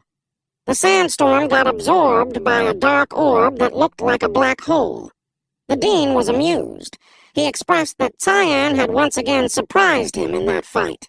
Sarika panicked as she couldn't understand why Cyan would use that in there. The black hole continued to suck the sandstorms, until it was gone. Seth was left confused. The audience couldn't believe that the spell suddenly disappeared. They wondered if the magic sphere is also a spell, since they aren't familiar with that kind of magic. They wondered what exactly is Cyan Vert. Cyan asked Seth if he wanted to continue the fight. Seth was breathing heavily. He admitted that he lost. He fell to his knees in defeat as he uttered that he couldn't believe it, that he lost both in swordsmanship and magic. It made him feel depressed. Cyan watched him and felt kind of bad. Out of the blue, Seth punched the ground while saying that it's good. He was happy as he expressed that it was good since he was already tired of fighting weaklings. This defeat got him motivated to train. He extended a hand to Cyan. He smiled at him and told him that they should fight again next time. He asked if Cyan would accept the challenge when that time comes. Cyan shook his hand while replying, "No thanks." After the fight, our MC was back at his room. Cyan was left shocked. He knew that a dragon's growth spurt is faster than humans, but the draconic human now looked like a 6-year-old. She welcomed her papa. Now, Cyan knows that a dragon-human hybrid also grows that fast, and soon she might look like his age. Brian expressed that the kid kept growing fast. Cyan replied that it would be harder to raise her in secret with how fast she's growing. Someone joined the conversation and uttered that. Eventually, Cyan wouldn't be able to hide the kid anymore. It was Sarika. She told Cyan that she can help him hide the demonic sword, but she can't help him hide a draconic human, especially if Cyan goes wild like he did earlier. Sarika exudes a murderous aura as she probed Cyan on what he was thinking to do. Karam woke up when she felt that someone was talking about her. The kid's wings grew wider, even her tail got bigger, and she became tall too. She grew up so fast. Cyan didn't see her for a bit, and she's already that big. Sarika, with an ominous aura around her, told Cyan that it's up to him to deal with something he picked up during a mission. But something like that kid was hard to handle. Cyan informed her that Brian is in charge of taking care of the kid. Brian's reaction was funny since he just found out about that. Cyan explained that there's a barrier set up in the dorm so Karam and the kid's presence could be hidden. Sarika replied that it would last as long as Cyan doesn't create trouble. She handed him a red envelope. Cyan received it and expressed that it was disappointing for a reward for winning a duel. Sarika advised him to be careful for a while, because nothing good will come out of getting too much attention. Brian asked what the envelope was. Cyan replied that it was a warning letter. Brian was curious. Cyan explained that it's like a message to tell him that he's going to be kicked out for misbehaving. That shocked Brian. The kid asked her papa what they should do. She also asked if they would be living off the streets. Cyan wondered where she learned to say that kind of thing. He's not sure if the kid knew what it meant. The girl grew up way too fast. Cyan assured her that she's got nothing to worry about. Brian asked if it's really going to be all right since going back to Velius isn't good. Cyan assured him not to worry since he will issue a complaint. The dean sent the letter directly to him. It wasn't from the administration office. Cyan assumed that it meant that the dean wishes to talk to him. Cyan recalled his conversation with the dean during his past life. The dean confirmed with him if he really wanted to enter the Knights of Light. The dean asked if he finally had decided to live for the sake of his brother. Cyan replied yes. The dean expressed that it doesn't seem like a path fitting for Cyan. That made Cyan mad. The dean assumed that Cyan was aware of it too. He decided to give him some advice. He told Cyan that nothing good will come out from taking that path. Whether he faced trials or bore a cruel fate, he won't benefit from anything. He explained that it's what it's like to live as someone's doll. No matter the result, he will just be going to end up blaming his brother. Cyan seemed irritated recalling that message. Now, he wonders what the dean would tell him this time. Brian suggested giving the child a name. Brian told him that they can't keep calling her Kid. Without putting much thought into it, Cyan nonchalantly suggested Nana. Brian was surprised and tried to reason that he didn't put any thought into it, but the kid replied that it's good. She liked how Nana is still Nana when it's spelled backwards. With sparkly eyes and excitement, she expressed that she wants to be Nana Vert. Cyan wondered how the kid knew about his last name. A few moments later, at the Royal Academy Dean's office, the dean was writing a document. He thought of Cyan Vert. He knew that the student had a lot of potential. But to absorb a 4-star spell using Black Sphere, Cyan was scarily talented. But the dean also noticed that it didn't seem like it took Cyan so much effort. He got curious about Cyan Vert's limits. Kundal Quisel.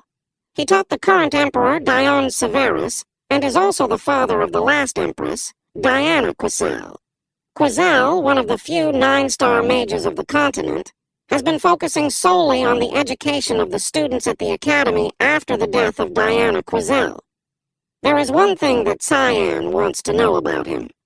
He had always thought that Kundal was a pacifist, but in Cyan's current life, he suddenly intervened in the royal succession fight.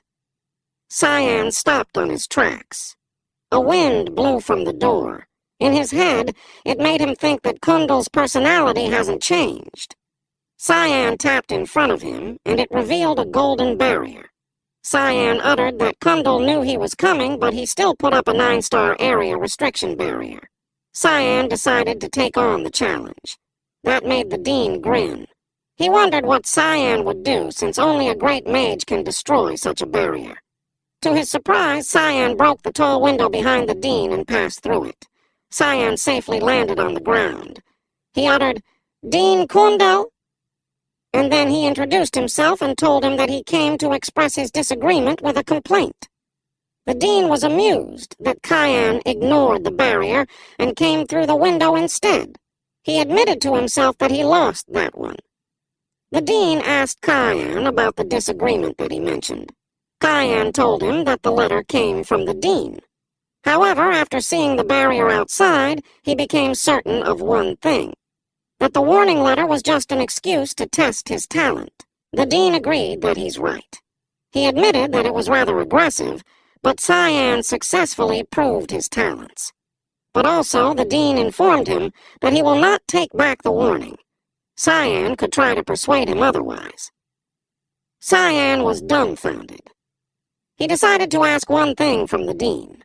He inquired whether the Dean wants expansion from his empire or honor for his family. That got the Dean serious. He told Cyan that it was such a bold question, but neither of it is his concern. Cyan continued to probe. That may be after the death of Emperor Dione, if the third or fourth prince were to try and take the throne instead of the first prince.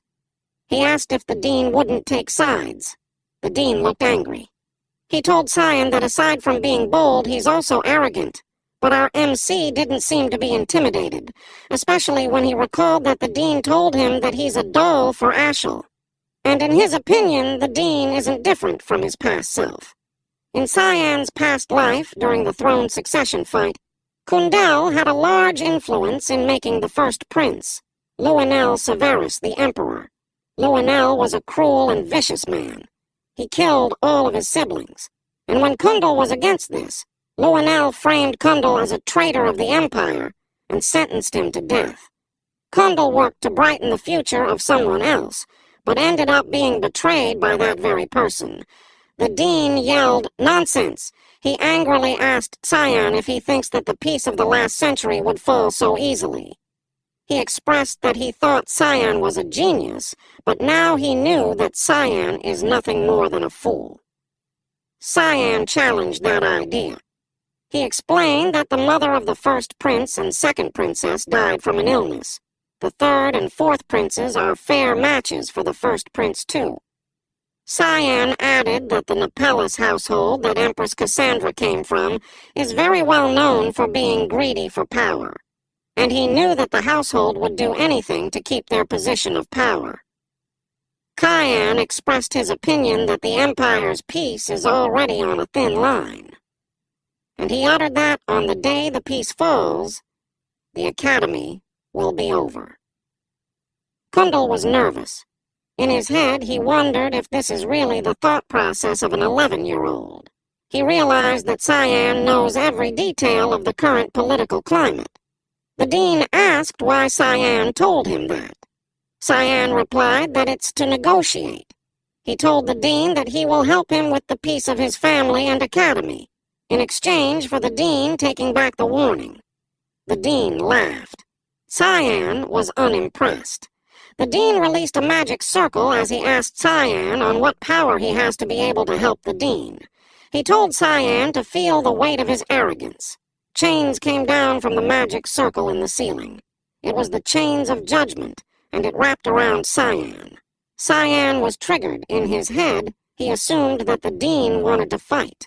The Dean told him that no matter what he does, he won't be able to escape his chain tower, a 9-star spell.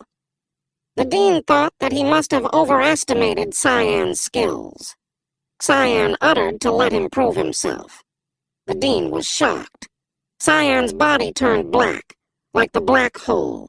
He activated the void sphere applied technique. The chains were being covered in black mist. In his mind, the dean finds it absurd since the void sphere is only about 1 star, and yet it absorbed his spell. It continued to absorb the chains. It was now a giant orb of void. The dean watched it intently.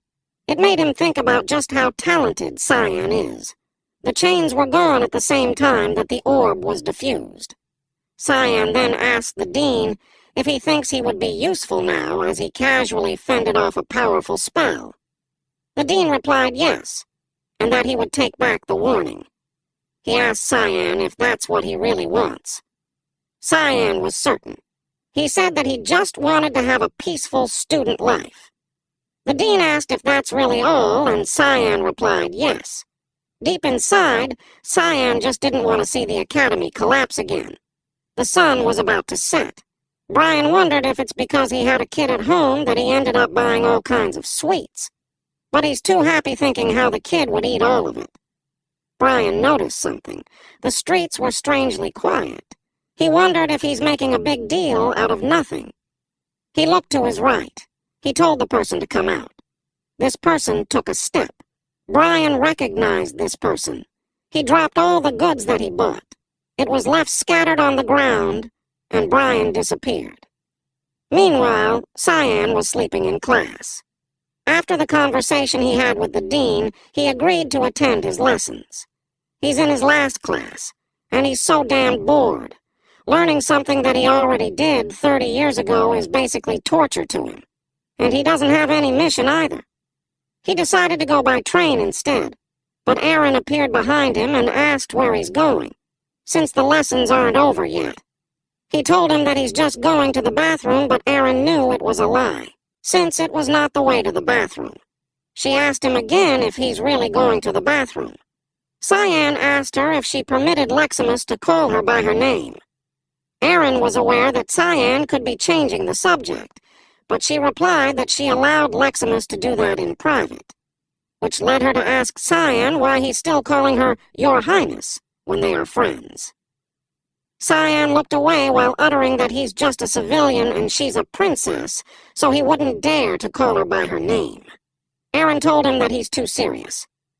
Cyan decided to take that as a compliment. Their conversation was then cut off when someone called out to Aaron. Aaron turned to see who it was. She trembled. The guy greeted him after a long time no see. She called the silver-haired Pavian and the brown-haired Nerovian. She courteously greeted them. Pavian asked her if she's hanging around peasants. Nerovian probes if she's going around with servants now that she's all grown up. Those guys were from the Nepellus family, and they're very clear about not liking Aaron. Then they noticed Cyan Vert. Cyan greeted them and introduced himself. They expressed that there's no way that they won't know a son of Duke Vert. They were chummy with him when they told Cyan that they were impressed by his duel. Just like that, they ignored Aaron. They expressed that they will invite Cyan if they have a party. But our MC had his attention somewhere. While these two fuckers were busy getting on his good side, Cyan saw Aaron's reaction. But then, Cyan thanked them and noted what they had said. The two boys' attention was back to Aaron. As they told them that she's not invited, they reminded her to know her place and not get too arrogant, and that she needs to be more self-aware. Then they walked away. Leximus asked if those were the princes. She asked what was wrong with them. Aaron replied that they are still family, and blood is thicker than water. Cyan replied that he doesn't agree, because the way he sees it, Aaron's relationship with them is worse off than strangers. Be it blood or water, it's all meaningless in the face of power. So Cyan told her that if they are treating her that way, it just means that they are wary of her. He told her that they're just trying to keep her in check so she doesn't have to feel down. That encouragement made Aaron blush. Her face was red, and it made Leximus wonder if she's all right. Cyan announced that he's back in the room. Nana was asleep. He was confused that no one's there. He called out Brian and Karam. Karam showed up while complaining that she couldn't even take a break. Cyan asked why she's in her ball form. She explained that it's more convenient to hide her presence that way. She asked what he needed from her. He instructed her to look for Brian. That left her confused. She complained by asking Kyan if he thinks she's a damn dog to search for a person. She uttered that Brian would find his way back. But then she smelled something. It was blood. Back to Brian. He was thrown to the ground. A student with armed men around him told Brian that he should have listened to them while they were being nice. Barrett complained that Brian made things annoying for them. Barrett expressed that he thought Brian was the only guardian knight, but he's actually just garbage. He told Brian that he will cut him up into pieces and send it to his owner as a gift, all because he wanted payback on Brian's owner. Barrett replied that just thinking about his plans makes him want to throw up. Brian simply replied, "Okay." Barrett was left confused. That's when Brian uttered, "As if." That made Barrett angry. Brian mocked him for what he's going to do by saying that it was such a joke. Barrett called him an insane bastard and asked if he lost his mind from all the beating. The armed men surrounded Brian, who was lying on the floor. Barrett uttered that it's no fun, and ordered for the men to kill Brian. All of a sudden, they hear a voice asking what they were doing. That surprised Barrett. Cyan had identified Barrett Lewis Meal. Despite his swollen eyes, Brian was able to recognize his young master. Cyan commented how Brian looked like a mess. Barrett looked at Cyan and was pleased that he came crawling to the tiger's den. He threatened to carve out Cyan's organs, but instead of being scared, Cyan expressed how exciting that situation would be. Cyan used thick fog, 8th form assault, and he made his way towards these fuckers. His attack left Barrett's lackeys defenseless. They were all sliced up. With just a single move, our MC defeated all of them. Barrett was flabbergasted to see that Cyan had defeated the mercenaries in a flash. He started to doubt if they could win against him. He then remembered how Cyan used his power to make a dark energy ball against him before. It made him think how Cyan became that strong. Barrett was furious. He vowed to kill Cyan, but before Barrett could launch his magic, Cyan had already kicked him in his abdomen. Barrett flew backwards. He groaned loudly once his body collided with the wall. Cyan commented how Barrett didn't change at all. Cyan asked him if he enjoyed harassing people who are weaker than him. Barrett argued that his hobby has nothing to do with Cyan. He taunted him by asking if Cyan would kill him for it. Barrett Lewis Mill is the oldest son of the Lewis Mill household, which can be considered the real authority figure in the Garam Kingdom. He was pretty well known for his problematic behaviors even in Cyan's past life, too. Physically assaulting others was the least of the terrible things he did. He also burned small animals alive for his entertainment. One day, he committed an act that really crossed the line. He murdered a fellow classmate. His excuse was that she was practicing magic. In the end, there was an order to form mist to purify him. When Cyan infiltrated the mansion where he was staying after his expulsion, Cyan saw something. There were countless corpses of the servants that he had stored in the basement. After torturing him, Cyan planned to kill him in the most painful way he knew. Back then, Barrett smiled and told him to just kill him instead of dragging things out. That face was still vivid in Cyan's head. Barrett said that he was fun dying because he had all the fun that he wanted to have. Thinking about it, Cyan realized that killing Barrett probably wasn't the punishment that he deserved. Because as he said, he already had fun before dying. Just death is nowhere enough to make up for the number of lives he had taken. Cyan grabbed Barrett's mouth to force it open. He made a small purple orb on his other hand. Barrett told him not to do that. Barrett tried to scare him by telling him the consequences of doing something like that. He reminded Cyan that he's a Lewis Meal, the most powerful family in the Garam Kingdom. Cyan commented how Barrett talks so much, and to shut him up, he shoved the energy ball to Barrett's mouth. Cyan told him that it's fine if he doesn't like him. He can even detest him all he wants. Our MC forced the purple orb on Barrett's mouth while saying that he doesn't give a shit on what he says behind his back. But the one thing that Barrett made that made Cyan furious is laying his dirty hands on his subordinate. He called Barrett a garbage excuse for a human being. Barrett choked on the purple orb. Then he screamed loudly. There was a purple mist that came out of his body. Someone on the roof watched the scene. The guy hiding beneath a robe was surprised to know that Cyan is hiding such powers. He decided to notify Ashel right away, because it might affect their plans. But before the guy could move, Sarika was already behind him. This bitch covered his mouth and placed a blade on his neck. She finally found out who the little obsessive stalker is. That guy kept following Cyan's disciple everywhere recently. Meanwhile, Brian was still hurt. He apologized to Cyan and explained that he never imagined being attacked by such a large group. Cyan had a disgusted look on his face. He finds Brian's swollen face ugly. Cyan asked him if he's really his subordinate when he engaged in a fight where he's going to lose. Our MC asked if that's how he shows the loyalty that he had sworn to him. Cyan crouched down to meet him at eye level and asked why Brian didn't just run away. He teased him by asking if he's stupid, but Cyan turned serious when he stated that he didn't need a loyal subordinate who died. He told Brian not to do stupid things. Cyan told him that he'll be scolded once they get back. Brian apologized. This kid then sighed and asked Master Sarika to come out. Several men wearing robes appeared. Sarika was surprised that he noticed. Cyan explained that there's no way that he will notice when she brought all the Hall members with her. Sarika told her that she brought him a gift. She threw a guy bound with ropes on the ground. He told her that it's the guy that has been following him lately. Sarika was surprised that Cyan already knew about that. Cyan shrugged and answered yes. Sarika sighed and admitted that Cyan sure is talented, especially when Cyan had powers surpassing that of a mist assassin, intellect that allows him to strike fair negotiation with the Dean, and a mental fortitude that allows him to hand the demonic sword perfectly. Given all that, there's no doubt that Cyan is an ideal fit for a successor. But Sarika reiterated that those kinds of things couldn't continue to happen because there will be more people who will find Cyan suspicious. Cyan told her that he will be careful, but he also firmly stated that he doesn't intend living like an idiot, taking shit from others. He vowed that if anyone lays a hand on his people like that, he will crush them no matter what. Sarika had realized that Cyan would protect his own people.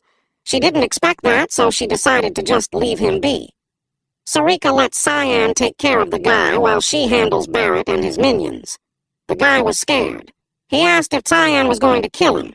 Cyan had a devilish grin and told him that killing him would be too easy. The guy put up a brave front by saying that Cyan won't be able to extract any information from him even if he tortures him. It was funny how Cyan just blurts out that that guy is Ashel's #1 subordinate. Taken aback, the guy asked him how he knew about it, but of course Cyan wouldn't forget. That guy never stepped away from Ashel's side. The guy used to be jealous of Cyan's relationship with Ashel in his past life. I think he's gay. Thinking about that, Cyan felt that the guy might be dangerous in a different sense. Cyan raised his hand. Magic started to come out of it. Cyan thought that it would be fine to kill the guy now, but he also had other plans, since the guy is Ashel's subordinate. The guy would be pretty useful for Cyan's plans. Purple Mist approached the guy and made him scared. Cyan used creation, shadow personality. The purple smoke entered the guy's mouth. It also entered from the eyes. This process made the guy scream loudly. A few days later after the incident, we see Leximus charged in. She was against Aaron. Aaron was confident that she would get her, but Leximus was quick on her feet and was able to stand behind Aaron. Then she pointed her sword at Aaron and told Her Highness that it was her victory. Aaron was stunned at how fast it happened. Aaron admitted that she couldn't win against her. Also, she reminded her to call her by her name when it's just the two of them.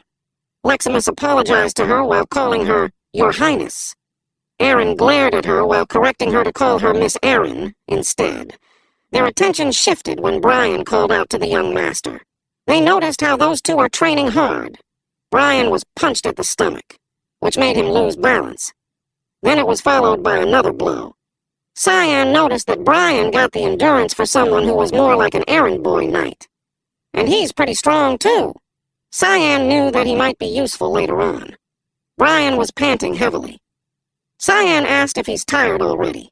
Brian insisted that he can keep going, but his body betrayed him when he coughed up blood. Cyan would have kept going even if Brian was tired. It's because there was no guarantee that an incident like with Barrett won't happen again. Brian needs to be able to defend himself. Brian asked if Kellen is all right. Cyan told him not to worry because that guy is already their ally. Back then, the purple smoke entered Kellen's body. Brian watched it happen. Slowly, the purple smoke disappears. Cyan had a hard time doing that since it had been so long since he last used it. The 9-star Dark Element Magic Shadow Personality. It creates a personality from the shadows to manipulate the opponent. Cyan only used it once in his past life. Cyan asked who he was. Kellen Diego introduced himself as a guardian knight of Velius, while kneeling down in front of Cyan. Kellen admitted that he was given an order to keep an eye on the young master Cyan, so he came to Lewin. Cyan had observed that Kellen is already submissive. He asked him who his owner was. He replied that he had been serving young Master Ashel, and expressed that he wished to serve Cyan No. He begged him to take him in. Cyan told him to listen to what he has to say and relay it to Ashel back in Velius. Cyan told him not to leave a single thing out. Kellen replied that he understood. Cyan recalled Kellen's eyes back then. It was overwhelmingly brimming with loyalty, but he's confident that it will be all right. Aaron approached them and asked Cyan if he came there to train with his guardian knight. Brian politely greeted the princess. Cyan replied to Her Highness that she's right. He asked her if she's there to train as well. Aaron replied that she goes there every weekend to train with Leximus. She thought that it would be a good idea given that an incident happened recently. Cyan wondered if the princess is referring to what happened a week ago. Barrett was found in front of the nurse's office, completely out of his mind. He was beaten to a pulp, but nobody could get him to say who had done that to him. It's because he couldn't say who it was, not that he didn't want to. And the thing is, he won't be able to use magic ever again. Cyan turned to Leximus because her reaction wasn't what he anticipated. He thought she would feel happy about it. All of a sudden, a young girl yelled, "Papa!" She was falling from the sky. Brian and Cyan's jaw dropped when they saw Nana. They left her with Karam earlier, but this bitch Karam slept soundly. Aaron caught the young girl. She was surprised and confused about where it came from. Nana was happy that she found her papa. Aaron was confused. Cyan tried to ignore Nana, but she kept calling him Papa. She was even pointing at him. Aaron was dumbfounded. In her mind, she wondered when it happened, who's the mother, and how Cyan did it. Cyan avoided her questioning gaze. After a while, Aaron was caught up on the happenings. She was relieved to know that it isn't really Cyan's kid. She admitted that she had all kinds of ideas about where the child came from. Aaron couldn't believe how kind he was. It was unexpected. Deep inside, Cyan was worried that she should blackmail him for that. Brian, too. He was nervous that they would get kicked out if the Academy found out about it.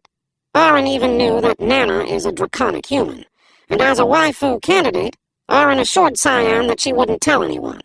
That surprised Cyan and Brian. Cyan asked if she's serious.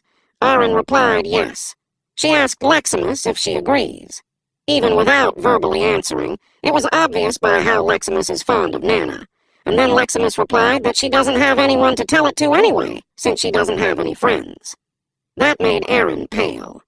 Cyan probed why she would do that for them. Aaron simply answered that it's because she feels bad for her. She knew that Nana won't fit in with the dragons or humans. Simply, she won't be accepted by anyone. But Cyan chose to take care of her, and that's a good thing. Aaron asked if she could come over sometimes. Cyan asked if she meant his room. Aaron blushed and told him not to get mistaken. It's just because she wants to see Nana sometimes. Cyan replied that it doesn't matter, and reminded her that it would be their secret. Aaron promised him that. Aaron blushed at the idea that they share a little secret. Cyan said his goodbye to them. Leximus noticed that Aaron was acting strange. Her face is red, and her thoughts were occupied on how she had gotten closer to Cyan. Her strange behavior made Leximus worry. Meanwhile, Karam found out about it and felt slightly annoyed that something like that happened while she's sleeping. She sarcastically suggested revealing the fact that Cyan is living with the demonic sword, too. Cyan told her to shut up and reflect on her actions. Karam argued that Nana does whatever she wants because she takes after her father. Brian suggested taking Nana on walks because he thinks Nana is stressed from staying in the room all the time. Cyan admitted that it's a good idea. Brian blushed at the acknowledgement and proceeded to head out with Nana. At nighttime, two human-like creatures with wings were flying across the dark sky. The silver-haired one stopped when he sensed something. He had observed the area down below. His female subordinate asked him what was wrong. The guy replied that he smelled something sickening. He asked the female named Catalina where they were. Catalina replied that they're in the vicinity of Lewin. The guy knew about the Lewin Academy. He decided to push off returning for a bit. It's because he felt an aura coming from that place, and he couldn't permit it, being a dragon himself. At the outskirts of Lewin, Brian was chasing the flying Nana, while Cayenne was walking leisurely. Brian told Nana to wait, because her actions could pose danger. But Nana was so excited since the place was huge. Cyan smiled while watching her have fun. The place they are in is 10 kilometers away from the center of Lewin. Cyan thought that it should be fine for her to play around there all she wants. Karam teased Cyan on how he's acting as a real father. She suggested that he should get Nana a mom too, like the princess earlier. Cyan was starting to get annoyed. All of a sudden, they felt an ominous presence. Karam stated that something is coming. The silver-haired dragon appeared while commenting that it's sickening. Brian called out to Nana since it was dangerous. A powerful magic struck at them. Fortunately, Brian was able to get Nana out of the way on time. Cyan immediately asked Nana how's Nana. Brian reported that she's okay. Cyan instructed them to get behind him. The attack created a dent on the ground, and that's where the attackers landed. Cyan wondered why there's freaking high-ranking dragons in that place. 2 of them, too. The silver-haired dragon looked at Nana and finally found the source of the sickening stench. He expressed how disgusting it was. This dragon is a high-ranking silver dragon named Lucian. His lady companion also doesn't welcome a mixed creature. She's a high-ranking red dragon named Catalina. They asked Cyan if he's the owner of the halfling. They also noticed that he owns the demonic sword. Karam countered how they're objectifying her. Catalina got triggered and told her to shut up. She insulted Karam by calling her an inferior thing that degraded herself to become a human slave. Karam got angry. Catalina was furious. It looked like she was about to attack, but Lucian placed a hand in front of her to stop her. Lucian told them that he's not interested in them since he does not wish to fight against inferior beings unnecessarily. However, he demanded for the halfling to be handed over to him.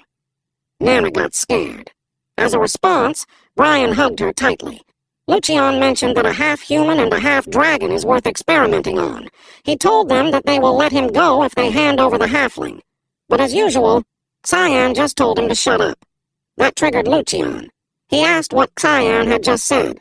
Cyan repeated it. "Shut up, you lizard piece of shit!" It made Lucian laugh. Lucian attacked Cyan, but Cyan was unfazed even if the ground was crumbling. Brian got worried for him. Cyan told him that it's fine, and instructed Brian to go far from that place. Brian immediately followed the order. The ground was carved out. In his head, Cyan commented how it was a fancy technique. Lucian stated that it's the reason why they call him inferior.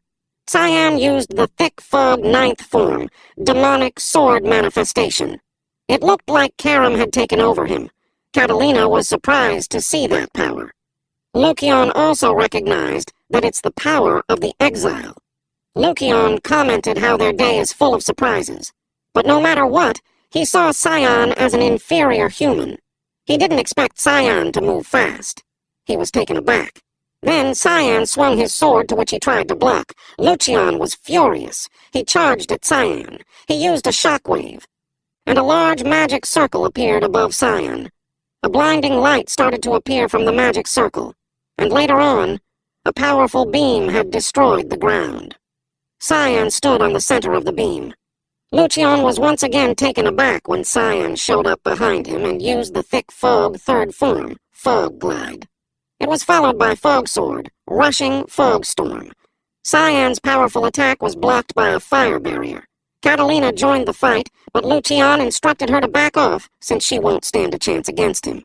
Catalina assured Lucian and uttered, "Don't worry, sir, I'd win." Catalina had put up a dragon's barrier made from 1,000 years' worth of accumulation of mana. She was confident that a human that can't even live for hundreds of years won't be able to do anything, but she was proven wrong when Cyan used Fog Sword, 8 fluttering petals. Catalina was caught off guard. Cyan clashed with the barrier, and of course, shattered it. Catalina couldn't believe it. The next thing she knew, she was being cut with Cyan's double serial slash. Lucian watched Catalina's body. It made him angry and questioned Cayenne on what he is. He screamed that the god of fog has no authority at all. So, it's a mystery to him on how Cayenne can have so much power. Lucian demanded that he tell him who he was. Lucian took it that Cayenne doesn't want to answer. He admitted that Cayenne is a worthy opponent. Cayenne watched Lucian use polymorph. A large magic circle appeared in the sky. It's a spell that makes a dragon abandon its human form and return to its original one. The fangs of the dragon had showed up. It has sharp claws, and it roared loudly. Cyan saw that as a good opportunity since he's at his most vulnerable right now. Cyan leapt high enough that it made Lucian wonder what Cyan was trying to do. That's when Lucian realized that Cyan might know the weakness of the polymorph. In an instant, Cyan pierced through the dragon's skull, which made it cry loudly. That's when Lucian knew that he had to get out of there. But it was too late. Cyan used Fog Sword, unshakable roots of a great tree. Then he stabbed the dragon deeper. Once again, the dragon cried loudly. Cayenne continued to slice it through and through. This lizard piece of shit knew that they messed up. Brian rushed towards Cyan to check if he's okay, but he immediately stopped when he spotted his master. He covered Nana's eyes. Our boy Cyan was already feasting on the dragon's meat and offered it to Brian. Nana asked for some too, but they didn't allow her. Meanwhile, an update to these two. Ashel listened to Kellen's report that an unknown force is supporting his brother. Kellen added that the informants that they sent were eliminated by them too. Ashel asked if that was all. Kellen apologized for the lack of information. Ashel finds it strange. He didn't see the sense of desperation that Kellen had before leaving. It's as if he's a completely different person. Ashel acknowledged what Kellen had said. Then he told him that he had a question for him. Kellen was slightly nervous. Ashel stared at him intently. Kellen realized that it was a test since Ashel is starting to doubt him. Kellen placed his hand on his chest and bowed to Ashel while wishing him to have the blessing of Lumendel with him. That made Ashel smile and expressed that he appreciates the response. Ashel told him not to take it the wrong way since it's just a kind of regular ritual. After that, Kellen was excused. Kellen realized that he should be careful. He knew that once Ashel's doubts bloom fully, he won't be able to get out like that. He decided to ensure that he does not get in Cyan's way. When he opened the door, there was a woman on the other side. He recognized her as Cyan's maid. He asked her what she was doing there. Ashel butts in and replies that he was the one who called her. Ashel went to them and confirmed the maid's name. Emily was flustered as she replied yes to him. Ashel wants her to do a favor for him. Emily blushed as she was enamored with his smiling face. At the castle, someone was surprised to know that Lucian and Catalina are missing. One person reported that they manifested diving powers at the outskirts of Lewin, but that's the last traces of them. And it's surprising since they are above 8-star. The dragon's mana stone had shattered. Those types of destructive traces are the only ones left behind from the battle. One dragon asked if it meant that the one who killed the 2 dragons erased all other evidence with magic. For that to be possible, it would most likely need to be someone with dark elemental powers. The only one capable of killing those 2 is Kundal Quizel. But they knew that Kundal does not possess dark elemental powers. In other words, there are some individuals that they do not know of. But those dragons, who gathered and represented by a mana stone, were aware of a boy named Cyan Vert, who is the only dark element user in the Royal Academy.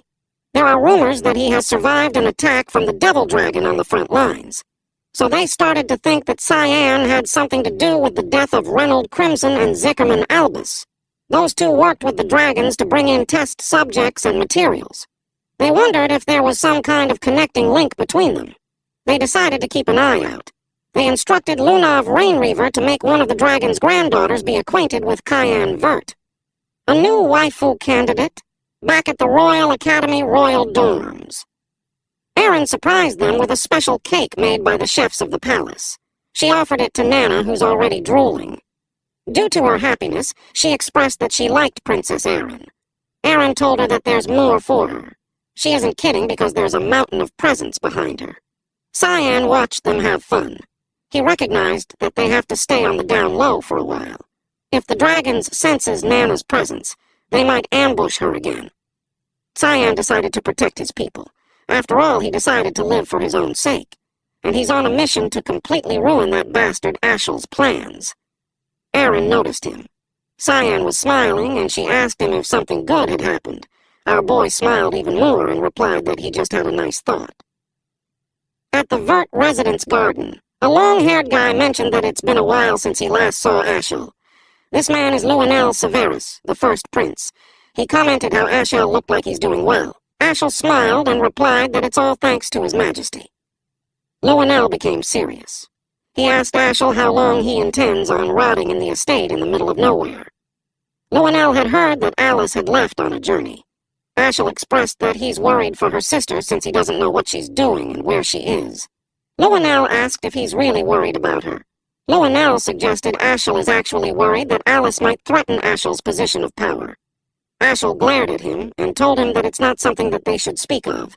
Luenel argued that they're friends, so they shouldn't hold back. Then Luenel brought up Cyan. He shared that his father is interested in Cyan to the point that he's considering an engagement between Cyan and Aaron. Luenel had no idea why the king is so adamant in protecting his useless little garbage daughter. Ashel told him not to feel rushed, since the more attention Aaron receives, the more power she gains, and the more she will be of use to them. Luenel appreciates that Ashel understood how he felt. The guardian knight offered Ashel some wine. Ashel noticed that he had never seen that man before. Luenel remembered to share the story.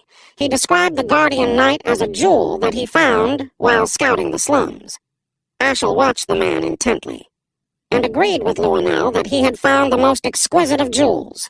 The man introduced himself as Boris Lahelm. If you guys remember, this fucker was the person that fought our MC during the start of the story. And with that, a time skip happened. 2 years had passed. Cyan had tried to be as inconspicuous as possible, and adjusted to the academy life. Alice had also come back. This scene looked like a meme. At the academy, she knocked at the headmaster's door. The headmaster greeted her that it had been a while. He asked if she enjoyed her travels. She replied yes, and expressed that she visited Fruina. The headmaster was surprised, since it's not a place a human would have been welcomed. Alice replied that he's right. She shared that it took her a year to adjust, but she really wanted to find the meaning of harmony that the headmaster mentioned. Since he said that the place would hold her back from growing, she needed to think where she belongs. The headmaster realized that Alice had made up her mind. Alice declared that she's going to join the Knights of Light. It means that she's going to continue on the will of her family. She replied that someone had to take on the duty. She expressed that she's worried about her younger siblings too, especially Cyan, since he's a shy kid. That made the headmaster burst into laughter. Alice was confused. The headmaster couldn't imagine Cyan being shy. Cyan entered and told him that he's being harsh. Alice was surprised to see Cyan, but she had to double think if the person in front of her was really Cyan. Cyan smiled at her and told her how much he missed her. Cyan, Alice, and Brian walked around the academy's grounds. Alice commented that Cyan had changed quite a bit. Firstly, Cyan and her are of the same height now, and later on, Cyan would get taller than Alice. Cyan teased her by replying that maybe she shrunk. She pinched her cheek to make him stop. 2nd of July, in the year 988. Cyan remembered that day in his past life, too. It was the last day that he saw her sister alive. Alice asked if he's not going to go home since it's summer break. Cyan replied that there's no one other than Alice who would welcome him there. Alice asked if it's the reason why Cyan didn't go home for 2 years. In reality, there are more than a couple of reasons why he didn't. One is that Ashel is there. Plus, the Duke's wife is trying to kill him any chance she gets, and his father doesn't do anything about that. So, going back to that place will be an act of suicide. Cyan planned not to return until he graduates. Alice asked if he's good friends with Crans.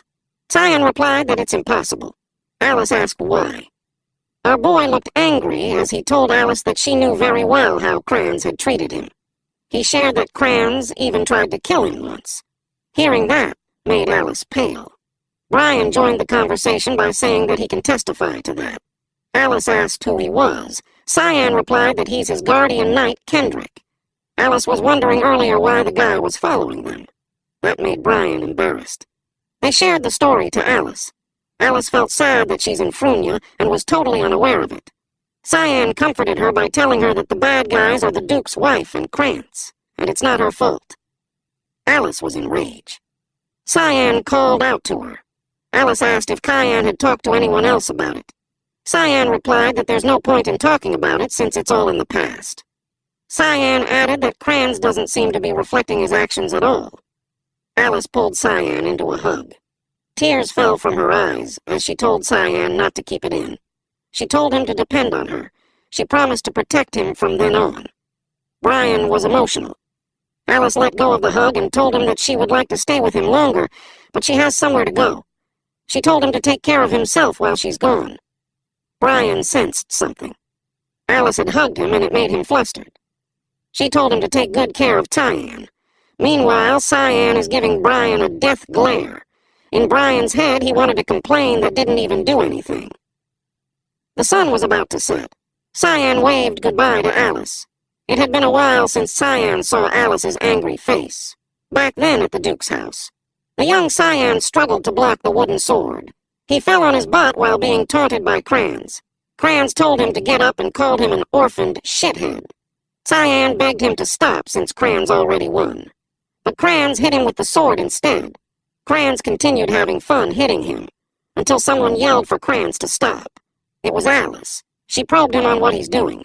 Alice was furious. She demanded Krantz to apologize immediately.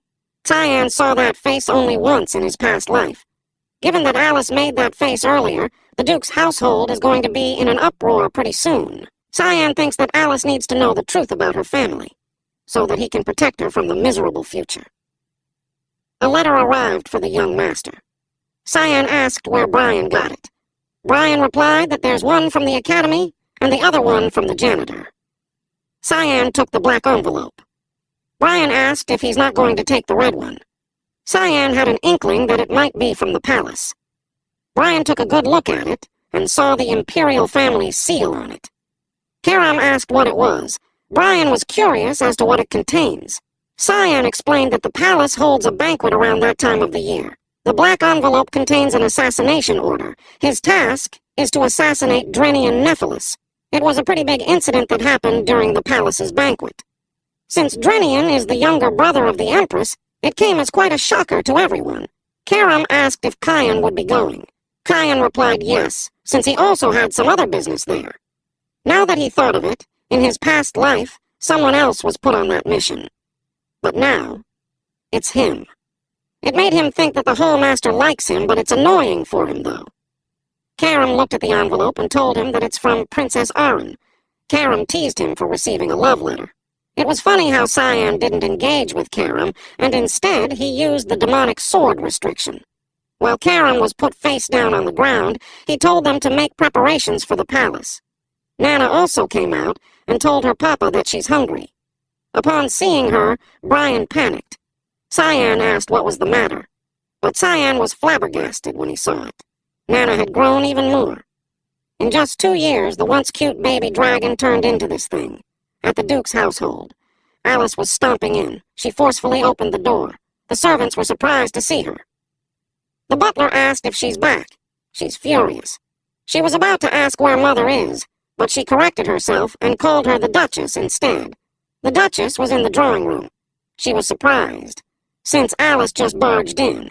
The Duchess acted friendly with Alice. She was just about to ask how she had been, but Alice raised her hand and gave the Duchess the crunchiest bitch slap she could ever receive. That's all the time we have for today. If you want to watch the next part, please like and subscribe. Thank you, and see you on to the next one.